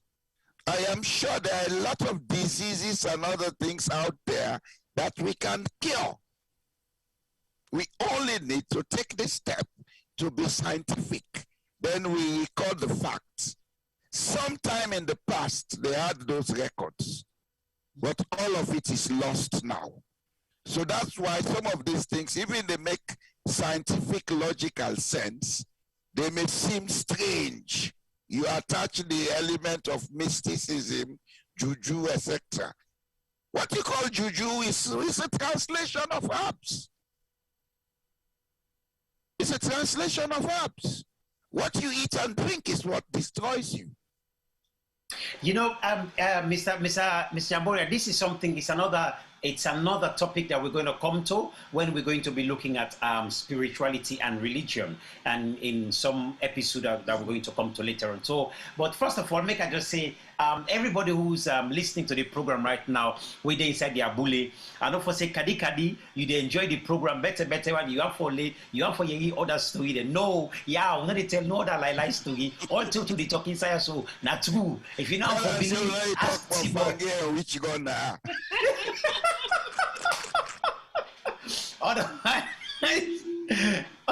Otherwise, we will bring which gun. But for now, in this show, we did talk about pregnancy, we did talk about birth, we did talk about the culture and traditions which surround this. Now, I'm very aware that this is not such a big subject, but also a very, very, very important subject. Because now, when we talk about birth, there's other areas that now we talk about the culture around for say we man we born girl picking. If na girl picking, it go bring luck. If na boy picking, it no go bring in. You go adopt till the picking born, or even the thing for say past boy we born boy picking. Now we look to all of these things that when we come out to birth. I just wonder again, Dr. Belmont, I want to ask you again in your experience around. What in you experience when we look at gender, where they them born, boy picking or girl picking? what are you experiencing about that in terms of the culture that we experience? And Mr. Boye as well, this is now a question, same question that come to you as well. Well, in some cultures, they always prefer boys because for girl now, when it's time for marriage, now the parents get for care dowry. Whilst the boy now in no need that, and like you feel say na Ingo can be the head of the household. I know a family once we are very friendly with. It don't get 4 girls. So then if they pray, say they try. Now I get 1 boy. So now I say, well, it lockdown can now. Let me go try back, we go get another. And then you can get twin girls. So this is a fact. So, so you see, they can feel say now boy picking forgets. The girl, in fact, when the children are growing up, if the father has many children, it is the girls that are prevented from going to school because if he cannot afford to educate all of them. And it is the girls that if any member of the family ill, the girl now go stay home for helping mama for look after them here. So really, they can always prefer boys and girls. They get for married. They often get for get and pay dowry and all that sort of thing for getting girl. Wow, Mr. Jamboria. Mr. Jamboria, what are your view on that in terms of in terms of I don't know if I'll call them gender favoritism within the culture? Now wrong traditional view as far as me understand them. You see, I don't want to go into spirituality and those areas, but for me, the understanding what I get about existence, I think say we for put more value in women than men, because women now they're not the core of our existence, now they're not the creators. Now then they go through all the things them where they assure and ensure continuity of life. But we cultures them, force them in Africa, because we've been get wars, we've been get maybe then they can't take people picking and going to slavery. Certain families been want for get that assurance that there is continuity to the family name. And the boy picking na NSC say they carry the continuity. The girl picking, then they marry off, then go take other identity, cultural identity, you understand? Whereas Boye Jalloh, if you get boy picking, the Boye Jalloh, they continue. Whereas the girl picking them, then can go name Jones or Fufana or whatever. It's a new identity. I think that preservation they make women, they look at society that way. But as it is now, I think we for begin look at the other way. We for begin give human and then due. Art is a motherly creation. Art is a motherly existence. And so the woman has to be respected for what she is. Wow, that's a very, very poignant point you make there. So I think when we look at birth, you know, but within African culture, you go cost me papa, I not can worry so much. But if you cost me mama, that kind bout the enough funny. With the bout better one, because as we say, you know, daddy cost not so, but mommy cost is taken very, very, very seriously. And I think as African people, we quite aware that mama so precious, the female energy is so precious. And but when we get when we come to the episode for talk about spirituality, we'll go deeper on this in terms of the feminine energy. because we get for understand as well for say, Mama, na in delay in life on the line, forgive life. Yeah. So now a very important aspect that they will need to understand and appreciate big time when they come from birth. But I just want to raise some questions where some people in Nepal argue na the chat inside the abule. I call myself now. Ama Williams Davis. Ama Williams Davis. Now big thing now you don't bring inside the abule so. Ama Williams Davis say, he say he knows somebody was pregnant for 1 year. Well, that question day, or that one day, either you can explain yourself now, so in fact, that they deserve drumming. But I'll go for that kind of question again to the gynecologist in the house. Yeah. Dr. Belmont, have you ever come across a woman that has been pregnant for over 9 months?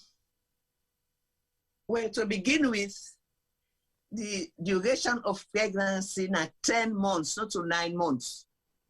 It's 40 weeks. I beg, hold on. That did deserve a better foot.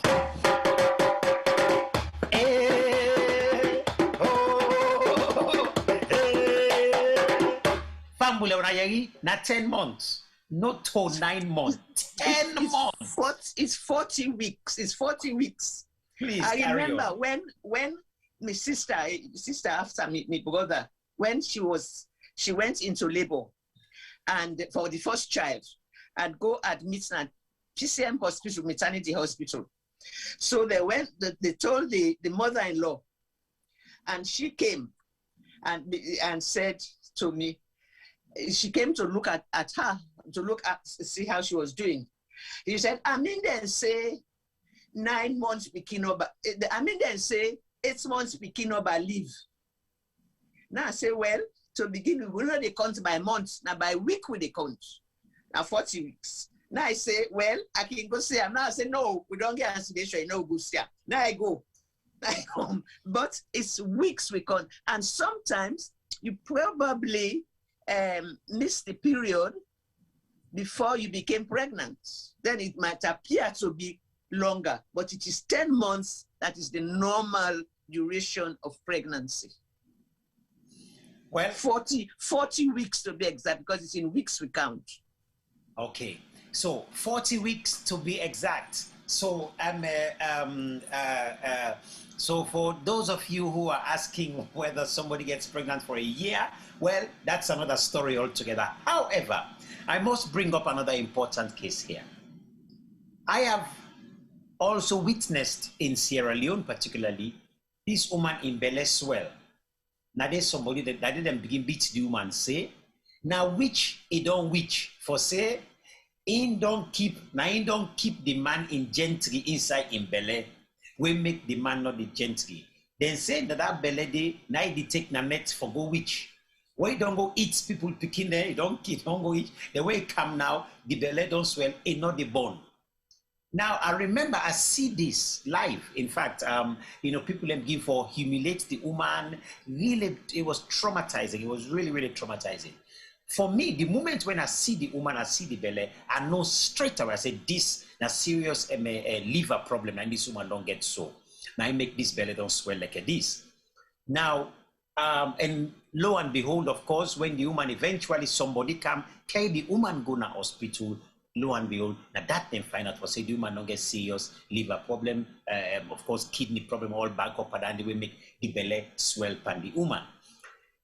You know, so in other words, certain aspects in the pan with culture, where we always say na juju, always say na witch, where we get for begin think twice again about. Part of the reason why we get this kind of discussion in relation to birth, because sometimes for example, somebody, woman, they will lose their life unnecessarily simply because we hold on to certain aspects of culture. We not the work. We go make woman who just suffer unnecessarily or lose in Peking unnecessarily because of certain culture there we will practice in Sierra Leone or right across Africa. So now I want to ask that question there again. Which kind of culture where anyone pound may guess them, or something even when I said within at their bully, with the watch, where they listen to right now. Which particular culture where you don't experience, where sometimes you don't see people in practice, where affect the woman, where make either the woman die, or the pikin die, or the woman lose, or sometimes the woman not even get pregnant? Which culture? Again, I don't know. Sometimes, Mr. Boye, what's in your own thoughts on that one day? A lot of, I say they across all cultures. Me not a medical practitioner, but as I say, I come out from a medical background. I know say certain woman them during pregnancy, the pikin and the turn now them belay lay down in a way where they get difficulty for give birth. You need somebody when a specialist will understand that for take them through that, or if they cannot, that's in the case where mostly they can do this cesarean. Okay? But in most cultures, I had seen it as a small boy in Songo. The woman may get this issue, my grandpa have been the dispenser. Then begin say the woman a witch, she gets something for talk, this and that. Luckily somebody come. He alerts the old man. He went there, he touched the woman, he said the pikin lay down in a funny way. In those days, there was some efficiency in Sierra Leone. We been get telephone now we use. So he immediately rush home, he take telephone, he call Freetown. PCMH, that ended, and they call the cottage hospital. They send an ambulance, then go take the woman. They brought her to Freetown and she delivered safely.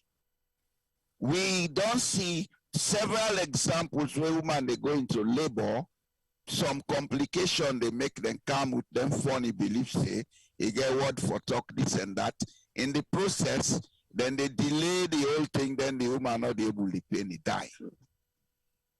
These are some of the things we make a begin say we need research. With research, we will come to understand these things and get over them. Yeah. Dr. Belmont, what are your own observation on that particular question there? Well, sometimes if a woman is in labor for a long time and is having difficulty, then Kim begin beat her up because then feel say if like call name because she must have had some affair with some other man. Therefore, that's why she's having the problems. And then King beats them and say some even tell lies and just call some name so that they will stop beating them during pregnancy. And this is true because it can end with rupture of the uterus, it can end with the baby dying, and even sometimes even the mother dying because they give them good beat. Yeah. Now, before this, I want to give you a little story about the adolescent period. You know, the older women, now them really, they dictate when a girl should do anything. Even in the secret society, when the girl should go into the secret society, it's the grandmother that does it. Now, you know, this teeth, that the gap that sometimes wide between the first two teeth. I was a member of a research ethics committee in London when we look into confidentiality and informed consent when people write proposals before they are granted. Now, there was one from a dentist, and he was putting a proposal to block this gap, to put a gap, stop this gap. So then I said to them, I said, but in my country, some of the tribes, this open teeth is a sign of beauty. It has sex appeal. So what's the grandmother used to do? Doctor. Yes, why? Yes, that's right. But for the woman, it's the woman I'm talking about. Now, if the once there was this girl, she had the wide gap. So when she got to the age of puberty, the grandma give her a good beating so that you not go fall a man, you not go become promiscuous.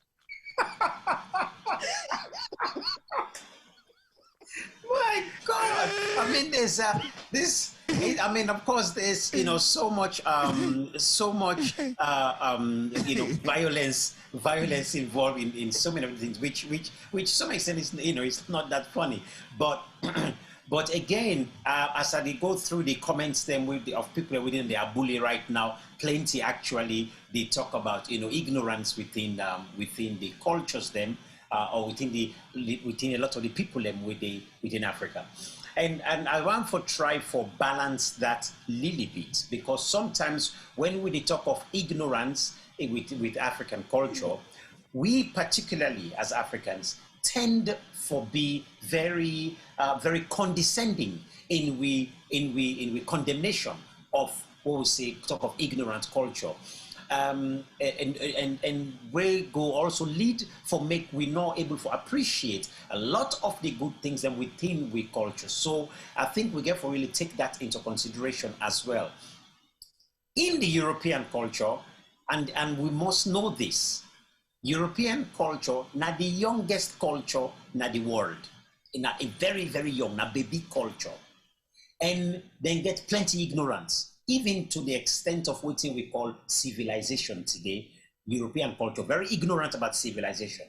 If you don't believe me, let me just take for example how many hundreds of thousands of years we African people don't maintain nature, don't maintain the forest, don't maintain everything. With the way around. How many years it takes for the European civilization for come, and literally now China they under flood, this place they under flood, that one the fish resources that they go, elephants almost they extinct, this, that, and the other. It shows again that then they get plenty ignorance, and so we get for land for balance things up a little bit. I just did throw that caution there while we talk about the ignorance within African culture. So that if I can come in, sir. Yes, sir. As Sabi say at one point, we are a people in a crisis situation. We never had the correct facts from our ancestors recorded and handed to us. Then we took cultures and traditions that we have never understood. So now, what with the experience in Africa, some of the things that they call ignorance of people, not a real ignorance. Maybe now a misunderstanding will the result from the adoption of new cultures we themselves don't understand. One thing we most of we don't know is that after the advent of Arabs and Europeans, people modify a lot of things about them. So that mixture of with tradition and Arabic culture, the juxtapositioning of them things then they, and especially when it comes to first time with people upline, we sabi talk English, you tie necktie, then see you saying a different man, you're a big man. So until the man they tie the necktie, you don't understand if you what they do. So these are the people who miseducated our people. That's why, as I said in the beginning, we need to go into research. There are a lot of good things in our cultures. That issue say, we person get open teeth. They attract people. Yes, it's a fact. Me get two open teeth, and I defend women the way they get attracted to me for that. But I tell God, thank you, me no bamboo. No, I get a drum. So all the one then they, all that we get in us. There are traits in us, in with physicality, we can be attractive to the opposite sex. We don't rule that out. And if you meet them in a tradition, say, this is what they believe in, it becomes a conscious attraction. Open teeth, bojo, those things. Cut neck. You understand? It's not that they should be attractive, but children learn what they live. We are all replicas of the cultures and beliefs we grew up in. I want to ask a question. Wrongly. And I want to ask another question. Mr. Jamboria and also Dr. Belmont, I will ask one more question because we only get about 10 minutes more for make we wrap up this discussion. But I want to ask one other question. Can we culture then can say you say somebody Mr. Jamboria, what you don't talk now, don't make somebody they can call it me opitito. Yeah. Tell Kunku. Kunku Motate left me open teeth. Yes. Now, Dr. Belmont, and T-Boy, I don't for say you get Boku picking them when you don't talk about King Mufasa. So this question is go to it £1 wait.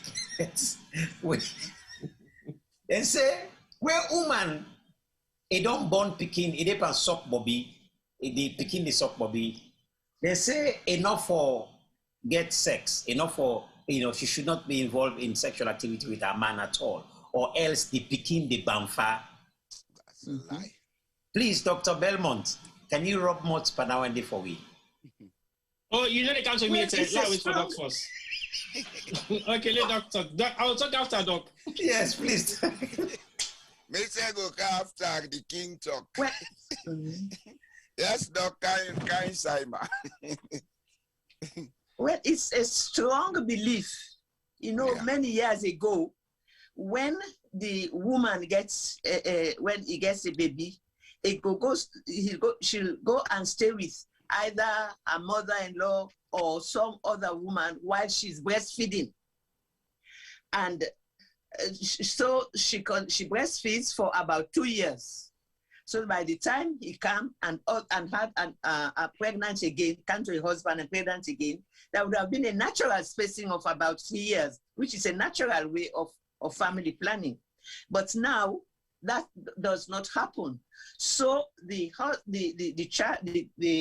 woman goes straight to go live with a husband, and as soon as they get sexual intercourse, they take the baby off the breast. Otherwise, it will become banfa.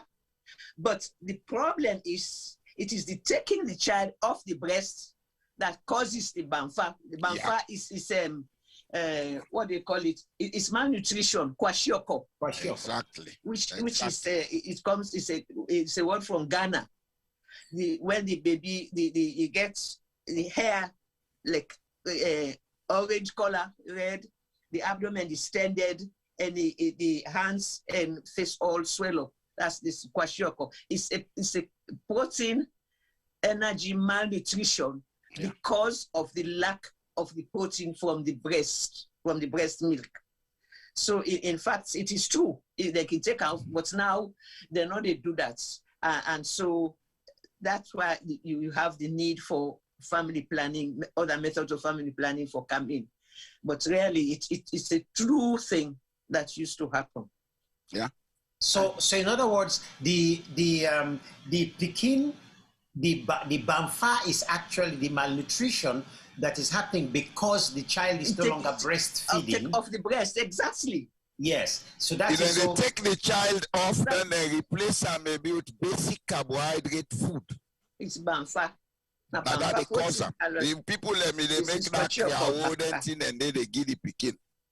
Right. For just the wonder whether the idea that they talk now to the one man, one woman, whether then they increase the chances of this kwashiorkor because the man to not able for beer, he wants the conjugal right. Therefore, he still go by the woman again.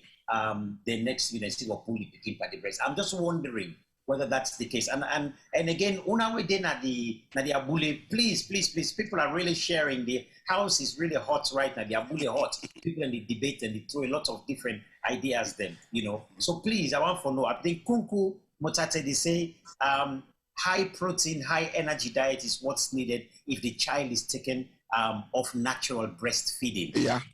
That's why. That was why they came with Benny Mix. Benny Mix was manufactured in Boye. Yes, I was director of maternal and child health when we started the Benny Mix. Okay. So we got the Ministry of Social Welfare. Now they organized, they're in charge of the program. Ministry of Agriculture for produce the Benny Mix and rice, the parboiled rice. Will not be add peanuts, they groundnuts, they because if you store groundnut for a long time, it can produce a virus that can cause cancer of the liver. Okay. So we'll not make meat groundnut, and we mix them. And Benny Mix was highly tolerated by almost every child. Unfortunately, Ministry of Social Welfare not able to produce enough of the Benny Mix and parboiled rice. But even when the child is fully on the breast, by the age of 4 to 6 months, breast milk alone is not sufficient. That is why you must add protein-rich food mixtures, and that was why we started for do this Benny Mix. But they must have some food added because breast milk alone. But at the same time, they can continue for breastfeed because they still get protein from the breast milk. Okay, I get 2 questions for ask now. This Nagbamba with the question. Yes, King Mufasa, we're coming. King Mufasa, they can't to you. But 2 questions I want for ask. Number 1, how long is advisable for woman for breastfeed? That's not number 1. Number 2 question, is okay for the breastfeed the pikin and they get sex at the same time? Is that okay or no? What's your experience on that, Dr. Belmont? Yes, it's okay. In fact, during the first 6 months, usually if the woman is breastfeeding wholly on the breast, totally on the breast, that means day and night as well. The chances are the woman not going they produce eggs for become fertilized during that first 6 months. So you get that natural time of as long as if she's breastfeeding fully. If you're not a breast milk, then it's a different matter altogether. So it's all right for her to breastfeed. Even when you are adding the protein food mixtures, it's advisable for continue breastfeeding. Now, the women in the villages take precedence over the one where they start bottle feed early. Because usually with people now, they go to work, then depend on bottle food. And in salon, it's difficult for provide sterile feeds. To begin with, the economy, they not get enough money for provide enough of the milk formula for give the baby. Yeah. Secondly, they're not going to boil the water because they get firewood and boil the water for making feed. So thirdly, then they provide now contaminated, and thirdly, the teeth now the feeding bottle. Sometimes you go for down a ground, it gets infection and it affects the baby. So with all that, it's better for use if you give for add this protein food, but at the same time, probably go better for give them use cup and spoon where you no need for sterilize the feeding bottle and the teeth.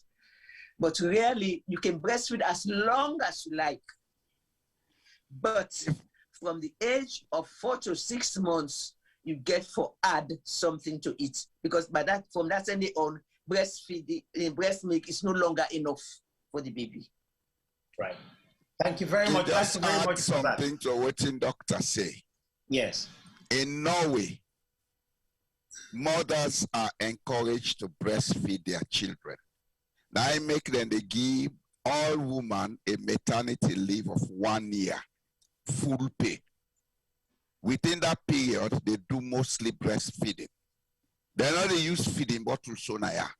Because if even the woman they go walk, he left the pikin, then get this thing where they suck the breast from the thing and keep on safe. Now then they give the pikin. That artificial milk they not they use now. They discourage it. Now, very important question, sorry, not question, point you make, so because, and I want for take that and make reference to Benny Mix. I do a short project with the Lebanese man who was doing Benny Mix, a wonderful man. I think Mr. Hamza, that was his name. I don't remember now. Wonderful man. Invested so much in Benny Mix, such a healthy food for bikini and even for adults, and well tolerated. Yeah. Yes, and really, it's but the problem now we in the face. It seems like the middle class people in Sierra Leone that he wanted to access so that they can also consume it. They resisted. They resisted. Money make sure and shrimp by ignorance. That's the point. They resisted Benny Mix because they thought it's just just local food. It's not packaged well, so to speak. Yes, Dr. Belmont. No, it's the main problem with that Benny Mix was that Ministry of Agriculture was not producing enough of the Benny seed. Okay. Yes, I agree with you. That was definitely an issue. In fact, it was something that could have been exported even to Guinea and the place and the countries around. That's correct. They were not producing enough of the Benny seed. I agree with you because I know that this man traveled like the length and breadth of Sierra Leone to try to gather enough Benny so that they can actually produce. I was there. Yes. It was my program. We'll be busy. They make ogiri. Now, but they're busy. They make ogiri. Now, anyway, just for. Those of you, just to remind you, I just want to flag up. No, King Mufasa the Cam. King Mufasa the Cam. This one I just want to remind everybody just to say, look, what we're talking about here is very, very important. Birth within the African culture, and I appreciate all of you, giving your own feedbacks and within the commentary here. Absolutely fantastic. And if you want to find out more about Dr. Belmont's book, it is called Right to Health, Women and Children and Culture. Women, Children and Culture. Right to Health, Women, Children and Culture. The link for the book is there. You can go on that link and you can purchase the book. I highly recommend people to get that book. There's many important things Dr. Belmont talks about there, which the thing is, the important thing about this is that those of you and me who can read and write and comprehend what Dr. Belmont would have written in this book, we can able to take that knowledge and go past this knowledge to people in upline.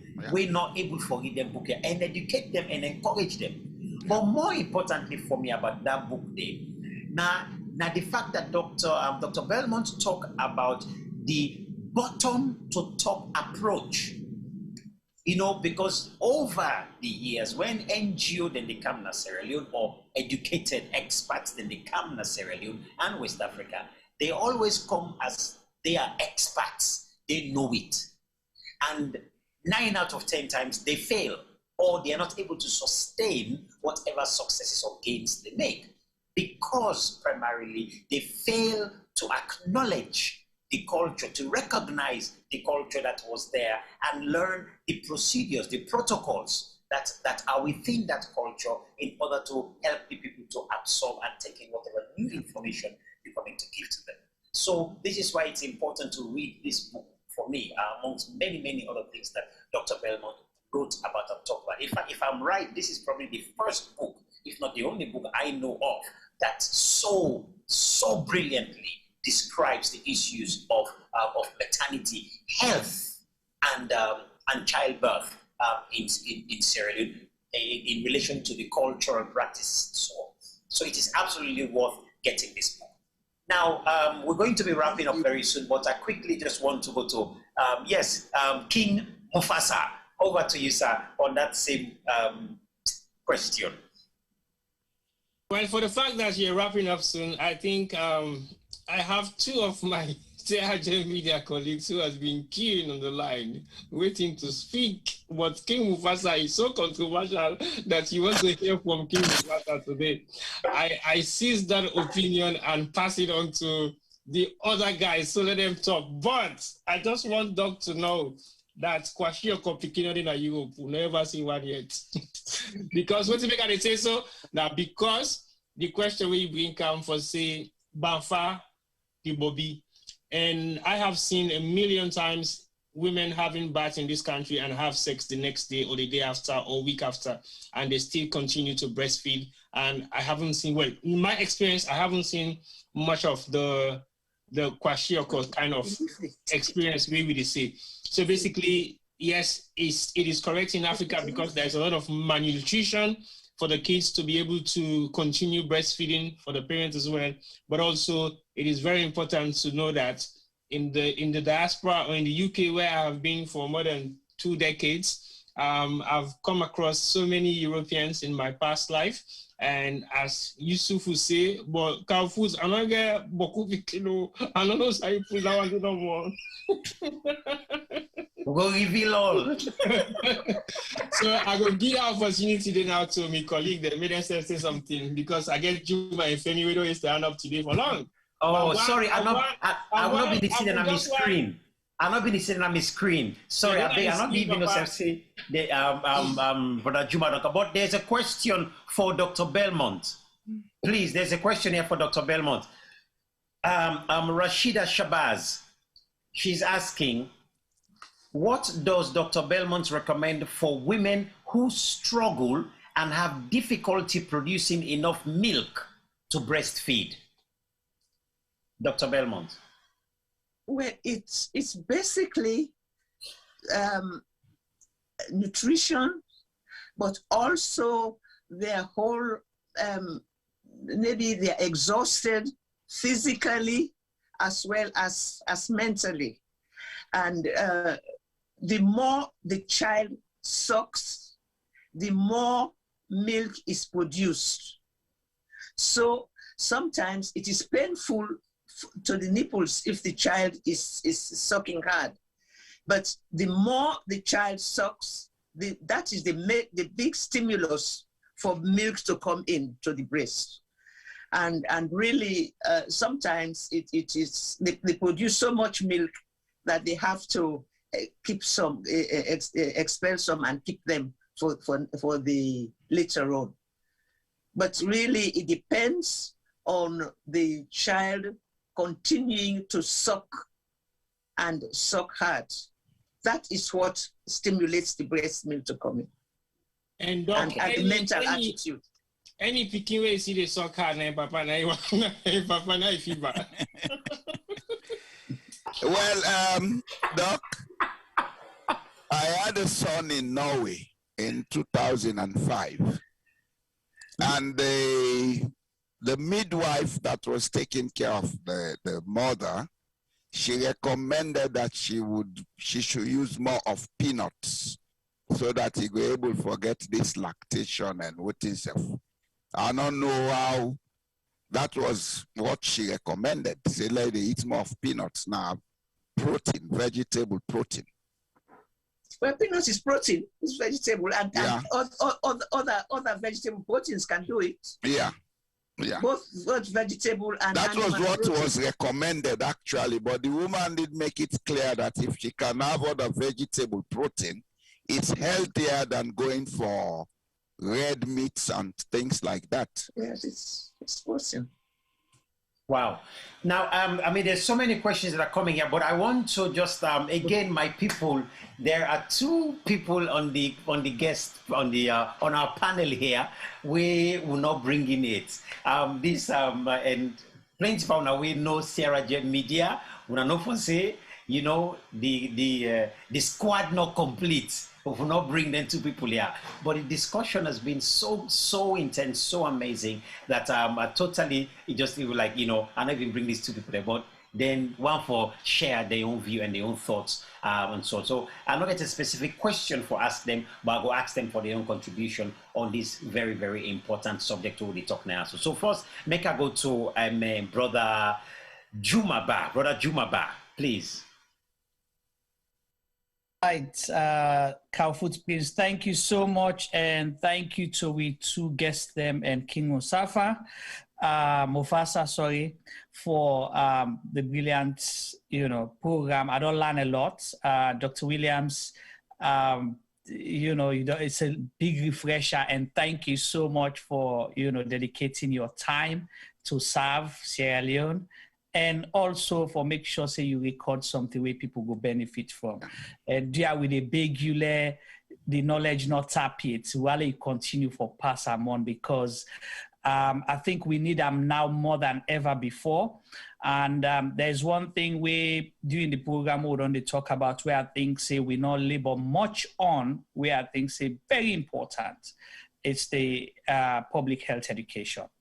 Public health education has been lacking most recently, especially when it comes to, picking them and woman them. I see in the 80s, 90s, me, where I be the salon, I get opportunity for work with UNICEF and, Ministry of Health on so many, public health education program. And one of which was the BFHI, program, the Baby Friendly Health Initiative, where they talk about breastfeeding. And so during that period, I learned a lot.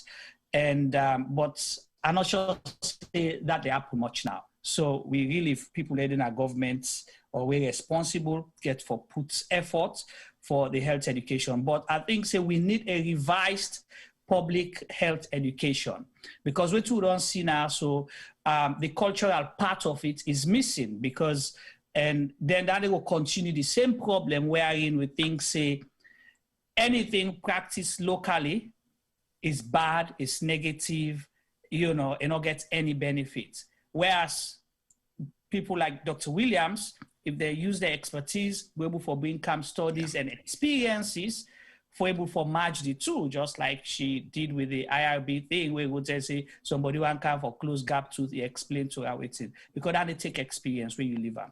That's one. And something very interesting where would I be talk about, childbirth, because before we begin talk about breastfeeding, belege for calm, picking for born. But again, we don't talk about what they eat, but the most important thing is lifestyle. We're under so much pressure now, we own generation wherein people know they do the simple things where they get control over time, for let you even able for encourage yourself, you the man and the woman, for able for born Pekin, or for conceive and born the Pekin. We continue for condemn, the people that they live now upline, but make a simple analogy. You say, how comes people in upline? Then the people are too late for born Pekin, all 10 and they born. But you know why? Because they get simple structured lifestyle. That's what me see. That's my explanation for it. Then grab, then go to farm. Then come on a farm, then pass pick their wood, then cut, then cook. When next come, television no day. Then go for go na house, then go lead on their sleep. What's it get for happen? Then they born picking. But we get for pass at the pub, we get for go watch game, we get for go na attire base, we get for work then 16, 18 hours job. So who say we the car you get them for actually where that time right, where the egg dog like how the stress not their life for produce 20 million. Where you can now leader you want for lead up for sleep because you have for grab 4 o'clock, 5 o'clock morning. So all of that does not help. It's not so magic. If you want on the can try, when you try that in our what you call, we are very lucky now that science and medicine, they help you for enhance who say you're not able. But you have to do the first part. Exactly. Stress management. Simple. Then secondly, restructure your lifestyle. As simple as that. When it comes for the food, you don't have to, especially we wear this alone, because the Dr. Williams and Mr. Boye Jallo Jamboria, I don't talk about that. Simple things they will get for it. You don't need to spend big to live a healthy life. No. You don't need them. You don't need them. You begin, not for go begin to go spend what you call them 100,000 for buy SMA gold, where you're not going for able for sustain. You go begin take debts, You put all your salary there, you and the husband begin first. You get stress, you die quick. The man run away, he go begin follow them pekito. If the man don't go to follow all them pekito, then that's it. Who's time what they get for in woman? We can house. Because they don't get 20 million spam. For able for they get one. And if all take stress, you know they produce that. This is very key, and we demand and no one take responsibility. Because if you don't spend every day, you get one different pekito. We need all your energy. Whose time you get for the woman at us? So I go left and so thank you so much. Thank you for allowing me to contribute. Thank you so much. I think a very, very, very salient point that you really don't make so. Again, like we say, with the look with culture, of course, juxtaposing with culture with the modern way we live now, with the modern culture. And I think I tend for say the way we put in the upline, very relaxed, a lot less stress, means that the body operates normally, naturally, the way the body for operate. Let's come to the great man with the behind the engineering for make sure say all this they happen correct. Mr. Femi Pama. They have a good observation on all of this. And hello people. Usifu. Yes. I don't get much for you because when I don't talk all I want to see is Doc been give you some wise word them where you say, I think they say you belly the big, you ear the begin turn yellow, and you they suffer from lack of breastfeeding. I mean, they watch Usifu the other day, and I see some of them treat you super you. I see don't they turn yellow, and you belly on the big. So according to Doc in definition, I think say you need. Let me team up place you. I think say you need some serious feeding. I know Toku's kind of feeding. No, but on a serious note, I want to say thank you to we two guests. We've learned a lot, especially we being Mandem. We can't to I think so we can't to born picking or birth. We are very we don't know nothing really. And the few of we were no small. Even I go say themselves no nothing because we don't. Maybe we don't know how to treat our women when she's around and in my place of work, because I manage people then they teach we say we'll get to look after women of childbearing age.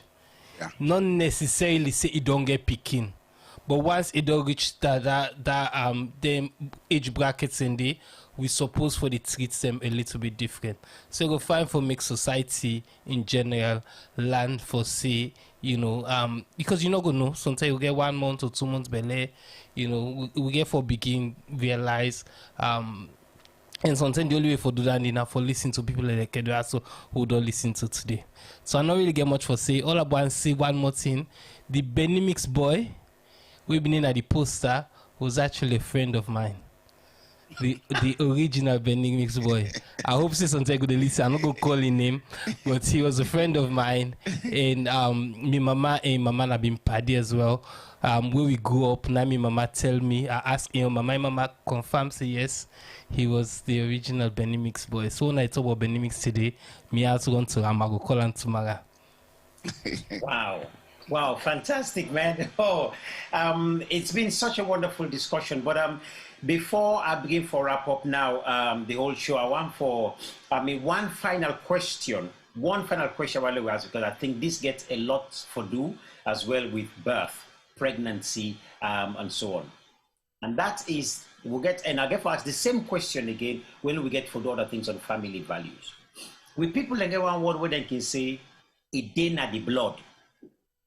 It didn't the blood. I want to ask the two elders in the house, and including you, Juma, as well, particularly. King Mufasa, I know they can't tell you it. But that word, it didn't the blood. What is the importance of that particular phrase there in relation to where they come from, pregnancy and born picking and so on? Or is there any, or is there not? Dr. Belmont, do you get any at all, any knowledge on that, any idea on that, to rub more on that at all? Like usually, it didn't the blood. No, well, it is the belief it didn't the blood, but everything that is it's inherited from the genes of the mother and the father. Maybe that's what they are saying, this it didn't the blood. It is the genes that we inherit things from. And I just wanted to make a little correction about breastfeeding and sexual intercourse. It is a belief that women should not have sexual intercourse whilst they are breastfeeding, otherwise the child will become banfa. It is the taking the child off the breast that causes the banfa. And really, there's nothing to say that somebody cannot have sexual intercourse while she's breastfeeding. I just want to make that point clear. Hey, that one deserves it wrong. Hey, you kokoroso. Are you wanted to say you kokoroso? Hey, you put your cocoa on fire. You left and go be body. Not put your cocoa on fire, left and go be body. The cocoa, otherwise you go roast. So wait, see that woman day. Betty for the no joko. Anyway, yes, Dr. Belmont, carry on. One final point. It was when I was the director of maternal and child health services that we initiated the Benny Mix program.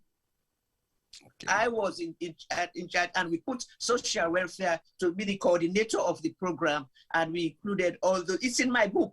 It's there. We need to revive that, Doctor. That's another point. This was way back in the 70s.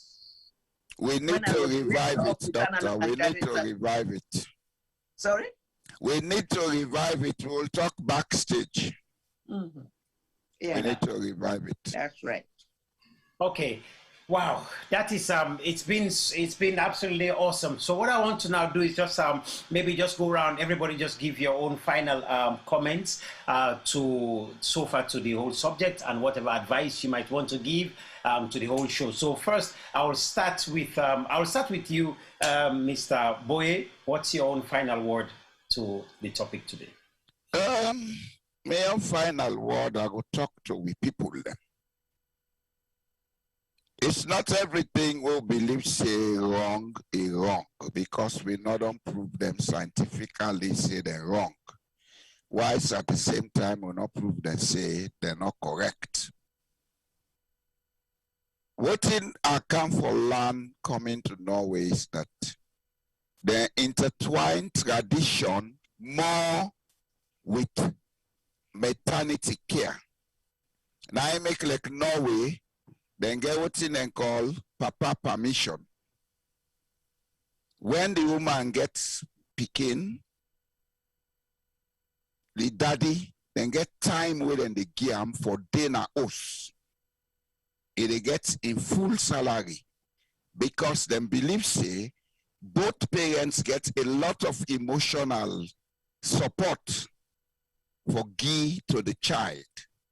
Then at the time of the woman they're in pregnancy, one of the things where then they encourage you, the man, for do is for they all the time with the woman, make sure she become stressed. Because during that period, a lot of changes they take place upon the woman. Hormones, they change, the other thing, and they way, not to everything may understand, but changes they be, where can make the woman in moods then change, other things change. At that time, it needs support. Then they encourage that. And to the point where then they say dinner the blood, like we Dr. Belmont talk, Dr. Williams talk about them. Now we on African way for talk about genetic transmission. Certain traits and they within we. Like me, at an early age, I became aware that I get to be careful with women. Otherwise, I go born picking left and right. Now I make her avoid bamboo.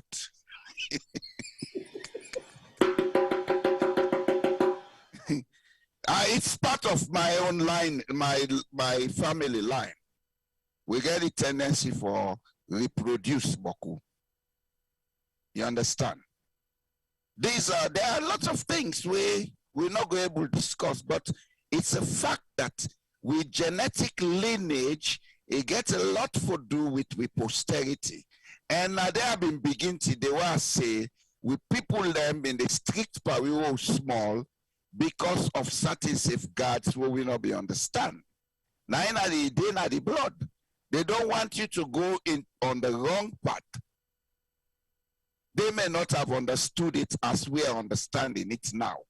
But they had that idea that there was a relationship between people coming together and the genetic makeup of the next generation. If I reach there, I go advise the young generation. It's good to have a family. It's the best thing you can have in life. To have children is the best thing anybody can get now in life. But the economic situation and the world don't go, as we can say in the Norwegian, kaput. All man don't crease. All man want. Everybody want it. So we don't have time to organize our lives.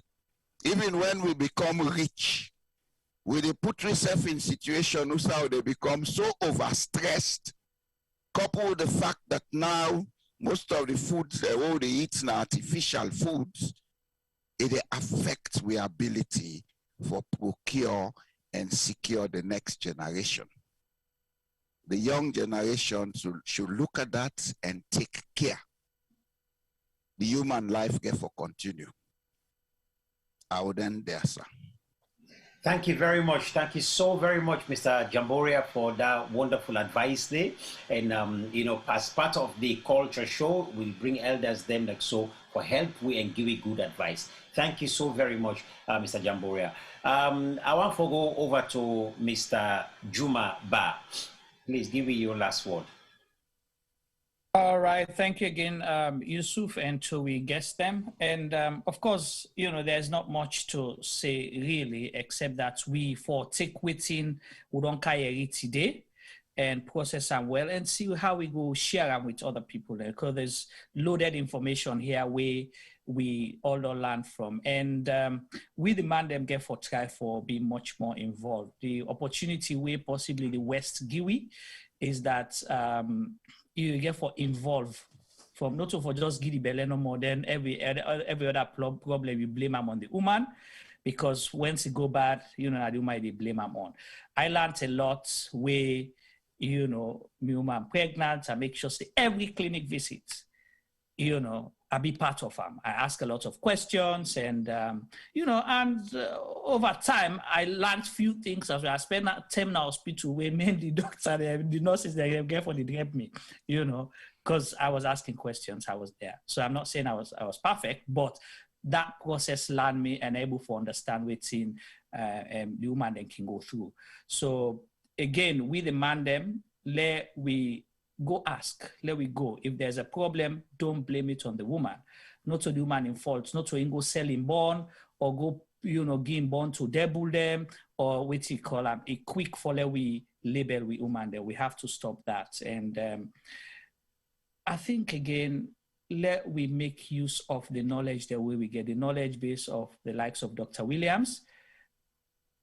If you don't retire now, you don't see them, you get more time for Guy to Sierra Leone. Why not tap into this knowledge base? Why we spark them other side, we not understand the cultural issues them, the cultural dynamics for solve some of the problems the way we get. We're not a big problem. These are simple things. But just make use, she's a consultant, come, put them, you don't need for pay and boku money.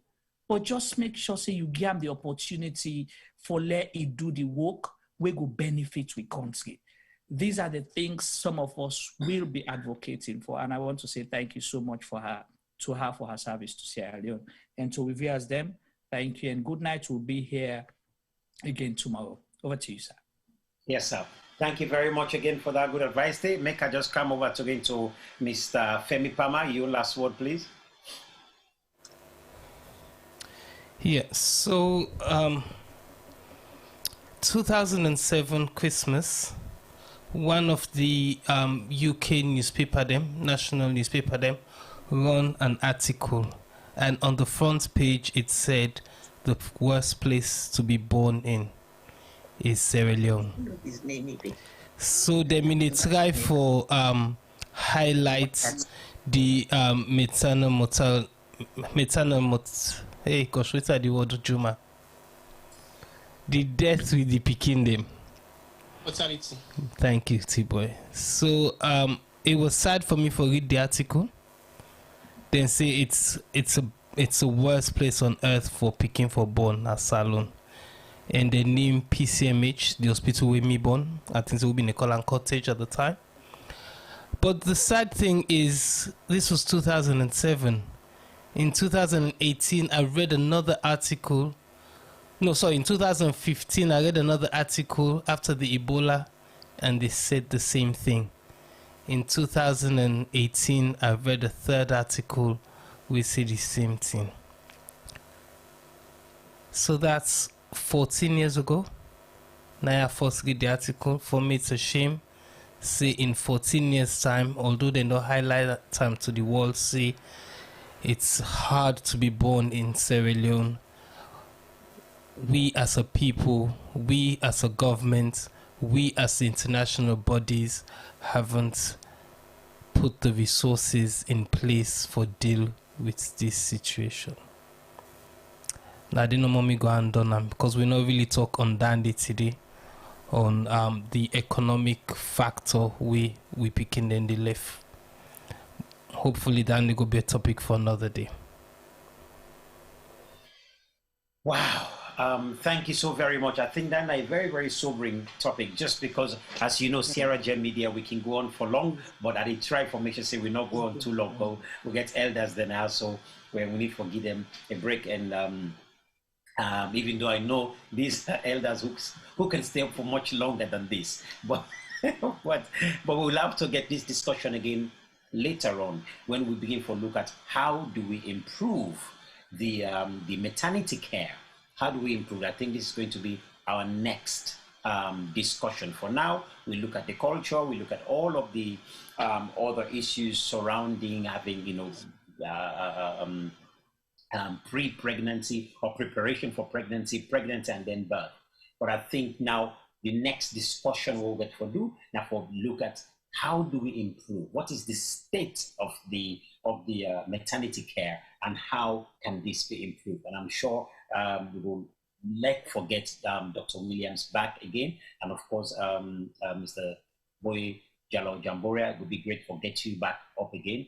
Let we discuss this particular matter, because Mama now one, Mama very important. So that definitely will be another topic very, very soon. Finally, make a go to you, King Mufasa. Please, your final words. I think we've learned a lot this evening or tonight, and I feel say the knowledge we don't gain from Doctor and Mr. Boye, the knowledge you can't buy. It's something that money cannot pay for. And I believe say for some of we, a privilege and an opportunity for learn so much about birth. I mean, when we had the topic, somebody called me and sent me a message, say, what are you guys really going to be talking about birth anyway? I'm like, listen to the program and then you will know what we're going to be talking about. So people can always assume and think and feel and make assumption about birth. And I think, say, the reality of birth lies with not just the woman, but also with the man as well, because they possibly at times go through equal sort of experience. Because sometimes and can talk say, where the better man and the woman and the man the pull ampa. Sometimes the woman can be aggressive, the woman can be violent, the woman can be rude. Anything where not in your own mood, when in normal mood, can aggravated easily. So we therefore be very mindful as man them where would they among or would they around with pregnant woman and wife then.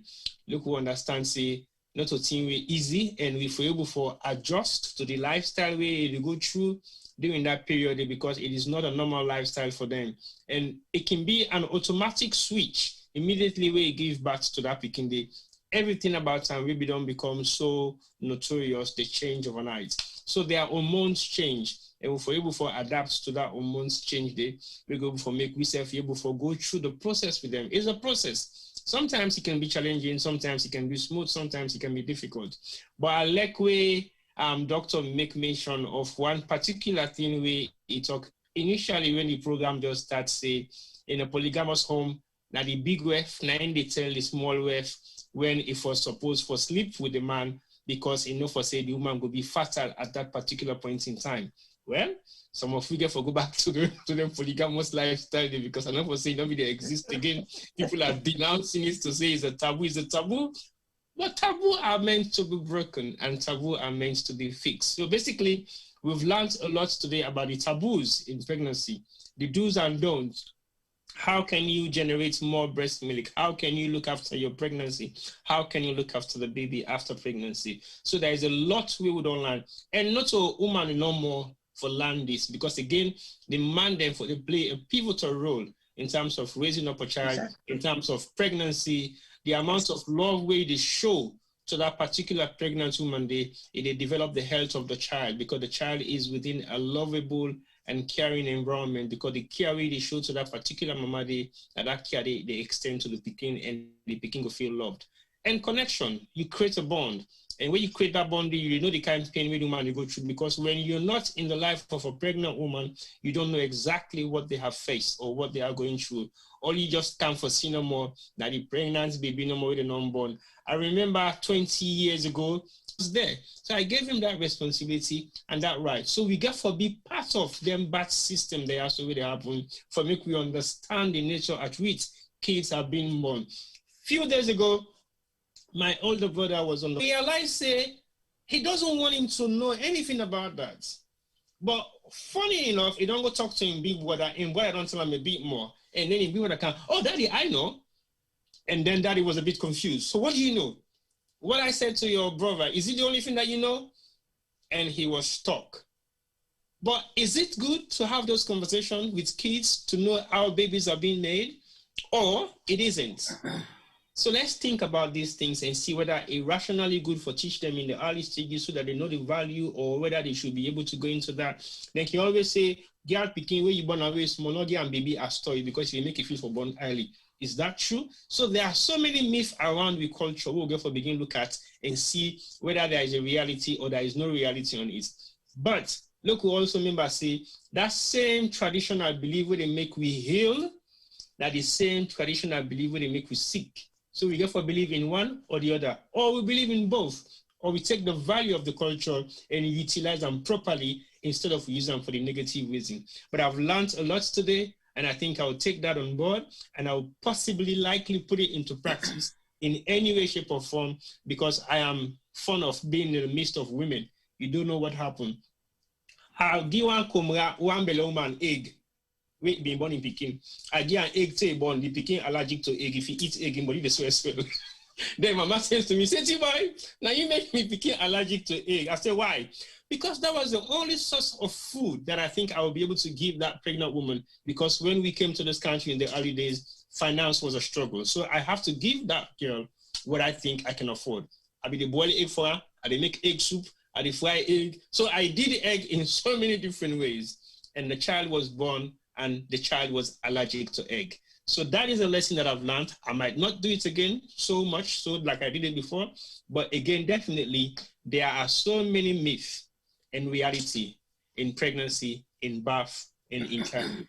So thank you very much to two panelists and today for the knowledge that I can put so we. And thank you for the participants they waiting at the Facebook and YouTube. And we continue for soon again for another program tomorrow. But until tomorrow, this take over from me. Over to the Cow Footprints. This is King Mufasa.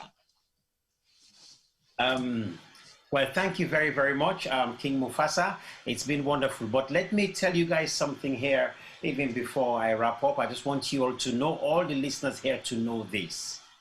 Dr. Williams, thank you for staying up with us. All right. Thank you so very much. I mean, let me also say that we have not even scratched the surface of the knowledge and experience that she carries on this particular subject. And the more reasons why I think we need one more program like this that will talk more about, again, maternity care. I think we need this program here. I'm going to have to discuss this again with Dr. Belmont Williams, of course, to see if whether I want to do it the next program so that we can wrap this together, or whether we should wait for another time and then do this. But Dr. Belmont Williams is, I hope you do not mind me saying this here, all right? But she's almost 90 years old. And look at how strong she looks, beautiful, gorgeous, and she's up with us. Now, this is special, right? I just wanted people to know that. To me, this is special, and much respect to you. Mr. Boye, thank you so much for your encouragement. Thank you for the amazing knowledge that you also have.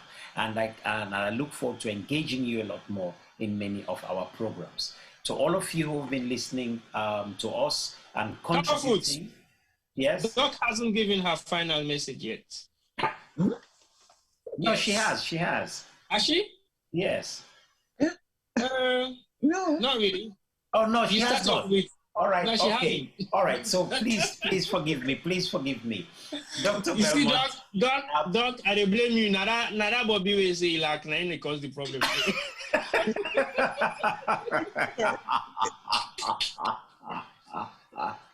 Lev. Then kushiment we don't eat nine. It is for you eat no now. Dr. Belmont, please give us your final say. Please. Well, I must say I thank you very much for inviting me to come onto this program. And I have also learned a lot from all of you that have participated in it.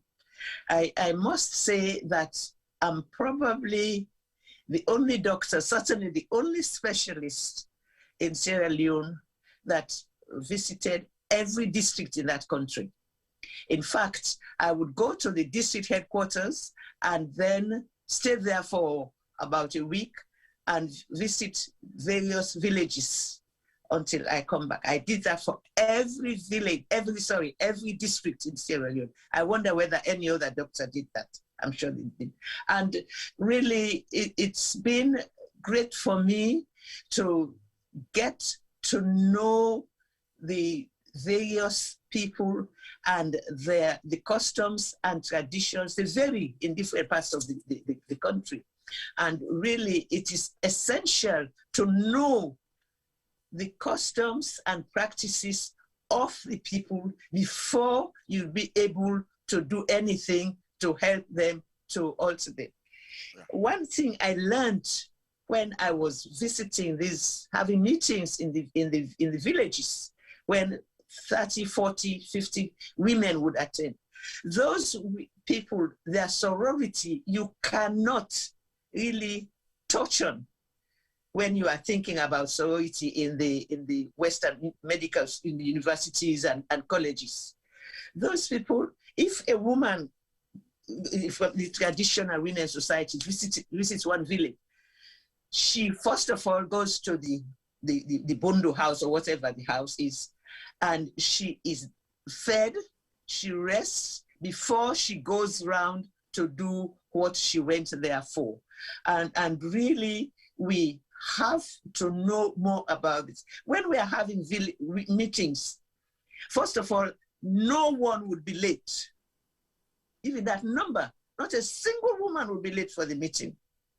And when somebody is talking, they saying, if pin drop, you go yeah. They are so silent, they listen, unlike here. First of all, they go to weddings, funerals, meetings late. When you are talking at meetings, they start talking to their neighbors, and then they distract the attention of themselves. They don't hear what the speaker is saying. They distract the attention of the people sitting next to them, and even the speaker themselves. You have to stop them. But the woman, I give you an example. Once, after we had trained the junior people working in the villages on some aspects for the teaching these women. One of them is antenatal care, the need for antenatal care. The second, to care for the umbilical cord, because the children and babies suffer a lot from neonatal tetanus. Now, when they did the first two, I decided, after we had trained 6 of them for the different aspects, I decided to attend the meeting of each one. The first one was antenatal care, the need for having care during the antenatal period, before the labor and delivery. Now, when it appeared we had finished, then 2 women, one older and a girl, well, a woman in her early 20s, got up and left the meeting. So I thought that they thought we had finished and they had gone away. But a few minutes, they came back. With the younger one, had put a cloth front her tummy to give the impression that she's pregnant. And then the elder one said to the nurse that did the training, she said, "Nurse, I bring me picking country, you get belly. I want for let you look at." That woman said everything that the nurse had taught her that day. Everything. Because they listened. And you see, we have a lot to learn from them. Education is not only book learning. Though that women, it was like spontaneous role play. Like when we want to do role play, we practice and then do it. But theirs was spontaneous. They came straight after the lecture, our talk. So we have a lot to learn from them. And also with it. So it has to be a mutual. And we have to know what they want. We cannot impose, even we're talking about health education and general education. But unless you know what they want to know and what you feel is good for them, you cannot impose on them anything. And this was something that I really learned from them. And I can go on talking for a long time, but even this, the one thing about Sierra Leone was I retired at 55 because we used to retire at 55. And the integration of the traditional women's societies into primary care was after I had retired. It was Sister Hillary. She was in the Sirabo Hospital for over 30 years. And she had got the funding from the GTZ, the German Federal Republic, to integrate for the Bokujom primary healthcare program. And she was the one that got the funding for me to do that integration of the traditional women's societies into primary healthcare. And really, after that, I had a consultancy to Swaziland. I was 1 year in Egypt with child survival projects, and then 7 years in Atlanta teaching at the medical school and university. In fact, I used to say, these things I'm doing, writing these lecture notes, this is what I should be doing in Sierra Leone. But Sierra Leone had kicked me out at the age of 55. Even the pension I get from Sierra Leone, I cannot buy a bag of rice. See? And I was senior specialist, and then deputy chief medical officer, and chief medical officer for 8 years. And my pension cannot buy a bag of rice. What a shame. Juma, you don't see what you're getting for? The social security I'm having from Atlanta, both the Morehouse School of Medicine and Clark Atlanta University, where I was assistant professor for 7 years. My social security, my pension there is 30 times more than what I have. Exactly. Therefore, I just have a girl that I brought up until she's married and everything. I just give authority for her to be taking it, because it will not, after converting it, it will not be more than £10 a month. So you see, and to say somebody retire at 55, you're in the prime of your experience and everything. Exactly. Now, I suppose they said they've increased it to 60, to the age of 60, but even 60. But really, I just thank God that he directed me to do what I was able to do. In fact, the training of the traditional birth attendants, I won 2 international prizes for them. By the West African Postgraduate Medical College, the Adesi Memorial Prize, that was 1982. And in 1983, I was awarded the Badad Baron Traveling Fellowship by the Royal College of Obstetricians and Gynecologists here in England. And that took me, because I wanted to go to China to see how they deal, the so-called barefoot doctors, how they deal with their women and children at the village level and all the and the various hospitals they reach to the top referral hospital. And that was a great insight. They use a lot of herbs, the Chinese. And in fact, when the different types of, I learned also from them some of their traditional practices. So you see, it was good. Maybe it was God wanting me to do something else. That's why he made me Sierra Leone to kick me out at the age of 55. so you see, but I was happy in what I did, and the contributions I made to that country, I am sure it was God helping me to do it. Otherwise, why should I go into the villages and have problems? Sometimes I nearly fell into a stream once because they put sticks to cross over in the northern province in particular to go over from one side to the other. So it's all, I'm sure it's called guidance. And I just want to finish to say my name, Belmont, was given me, my father had a niece of whom he was very fond. They were very fond of him. My father was the last of 6 children. This Belmont was by the eldest sister. So she died in childbirth just before I was born.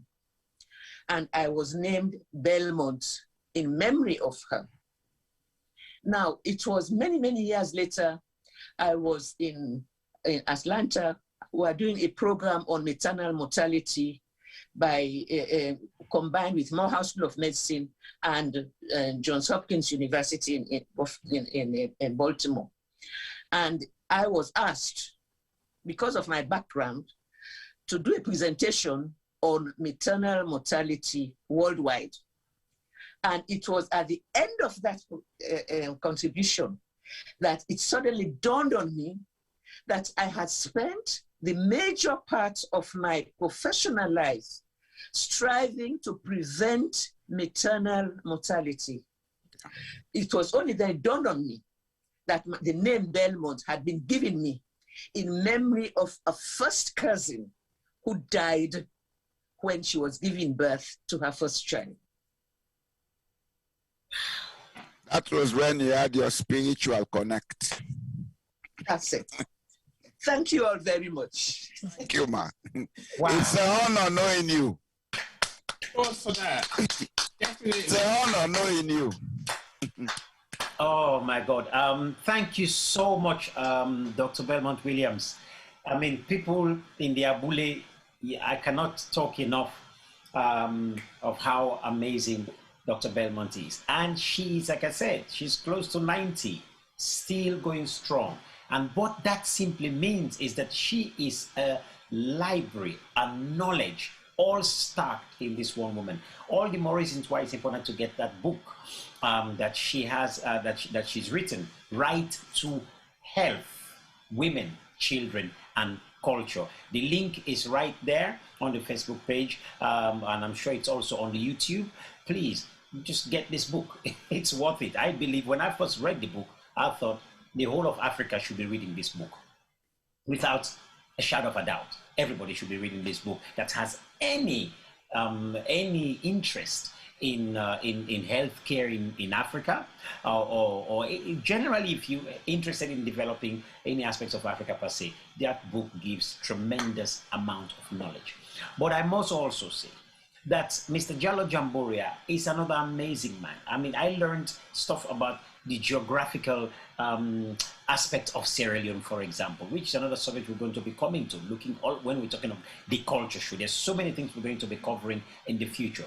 But I want you to know that a man like Mr. Jallo Jamboria has knowledge on education, on how we can tailor education to help our country. Because if we're talking of maternal health, we have to have an education system that supports our maternal health system. We have to have this. And this education system is going to be inclusive of our diets, it's going to be inclusive of the way we live, the environment within which we live. All of these other aspects are important. Our relationships, how we build our relationships, and of course it's going to take into account the cultural practices that we have and the new ones that we need to adapt in order to enhance our well-being. At the end of the day, we must understand, as Sierra Leoneans, for say, what you want for build up now, well-being. We all want well body, then say well body past gently. So, health, now number one, we come for we living. If you're not healthy, you're not going to be born picking well. If you're not healthy, you're not going to be raised picking well. In fact, if you're not healthy, as Dr. Belmont don't put her, so man, the way they leads in this show, 20 million. You talk a local number that one do 20 million sperm. Now you need. So if you're not healthy, you don't even work with that kind of sperm day. Oh, otherwise you go. If you see you pulling it to like 19 million, you know the work. That one we don't. That one we not there. The probability. It's the mathematics of probability.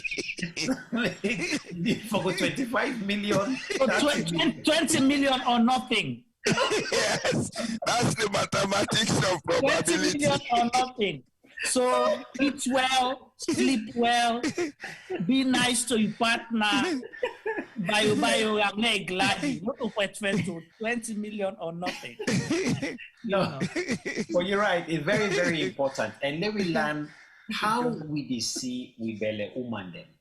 I don't know of man them where the woman get belle can see the bad treatment, beat the woman to where I have to look at. When I treat you know they come till morning. Yes. All of these things we get to understand what in the woman they go through. We get to understand for say the life or death scenario. We get for give them the support we need. We as man them. And I will job the one the land we did for at this time. Be important. Don't do for just don't drop we don't wanna, we don't go. So we mindset, we camp around health and maternity. Very important because that picking within the bond, that picking day, all the vibration will the gear, it born with that vibration. And when it born with that vibration, if not a good vibration, a wahala we don't put na the wall again. So, but if not good vibration, we look for raise from that picking they become a good and useful human being in our world. Then we consider all of these things. For me, I don't learn plenty, and I just want to now all plenty thank you for joining me on this show. Don't go well over the time we are getting scheduled. But I'm glad so much for now joining me and do with me. Well, me na Usifu Jalloh, and this na the Culture Show. And with Sarah Gem Media, I just want to say goodbye to na all and good night to na all, whosoever on a day, or good morning or good evening, whosoever on a day. So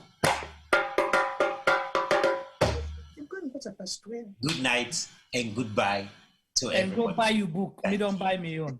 Just don't buy me. Hey, Ayo, God bless you, because I wouldn't have done it without.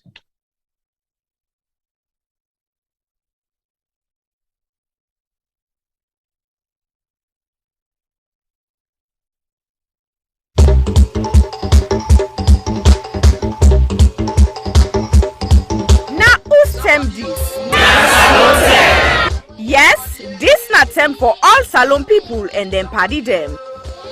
Sarah Gem Media will be bringing you a variety of programs ranging from documentaries to discussions, interviews, news, views, sports, and entertainment.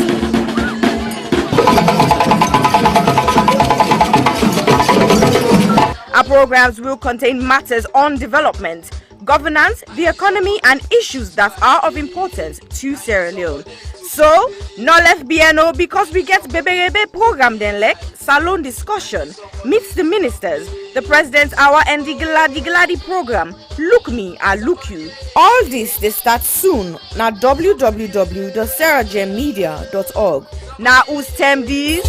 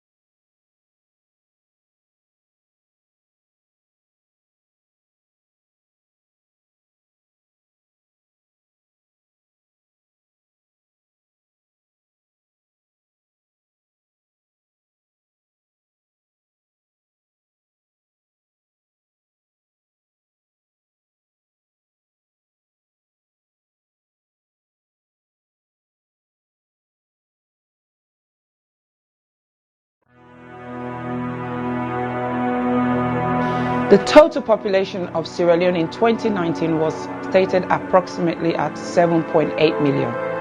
And the most common cancer reported in 2018 was breast cancer, with an incidence rate of 25.1% and a mortality rate of 19.2%. Ward 2 at the Connaught Hospital, Freetown, is a female surgical ward that cares for patients requiring breast surgery, chemotherapy, and palliative care. General surgery also admits to the ward as see fit. The ward is in need of a significant refurbishment and has a major impact on patient assessment and delivery of treatment, dignity, comfort, and infection control measures. The current ward area presents a significant challenge to infection control.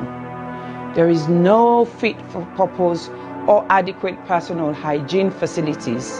The showers and sanitary areas are in poor condition and are difficult to clean. The flooring is deteriorated. Overall deco and fabric of the walls need repair and full decoration. Furniture, cupboards, and shelving require replacement. The sluice, known to be the dirty utility room, is in poor condition and needs replacing. Windows need to be replaced as current windows bring in draughts, dust, debris, mosquitoes, and rodents. There is no designated area to provide a day service for patients receiving chemotherapy. Medical supplies is desperately needed. Therefore, we need a total amount of £15,000, which is equivalent to 195 million leones, for this project. This project will focus on women diagnosed with breast cancer and other non-malignant breast abnormalities requiring one or more of the treatment modalities that are currently available. We will also set up a day unit for the administration of chemotherapy and provide training and development to ensure sustainability. Therefore, I am pleading to all individuals, organizations, and local businesses, and every Sierra Leonean and friends of Sierra Leone to make a meaningful contribution that will never go in vain. Ways to contribute will be seen at the end of this clip. I am Usifu Jalloh of the Health Show Partnership Program. Remember, your health is your wealth.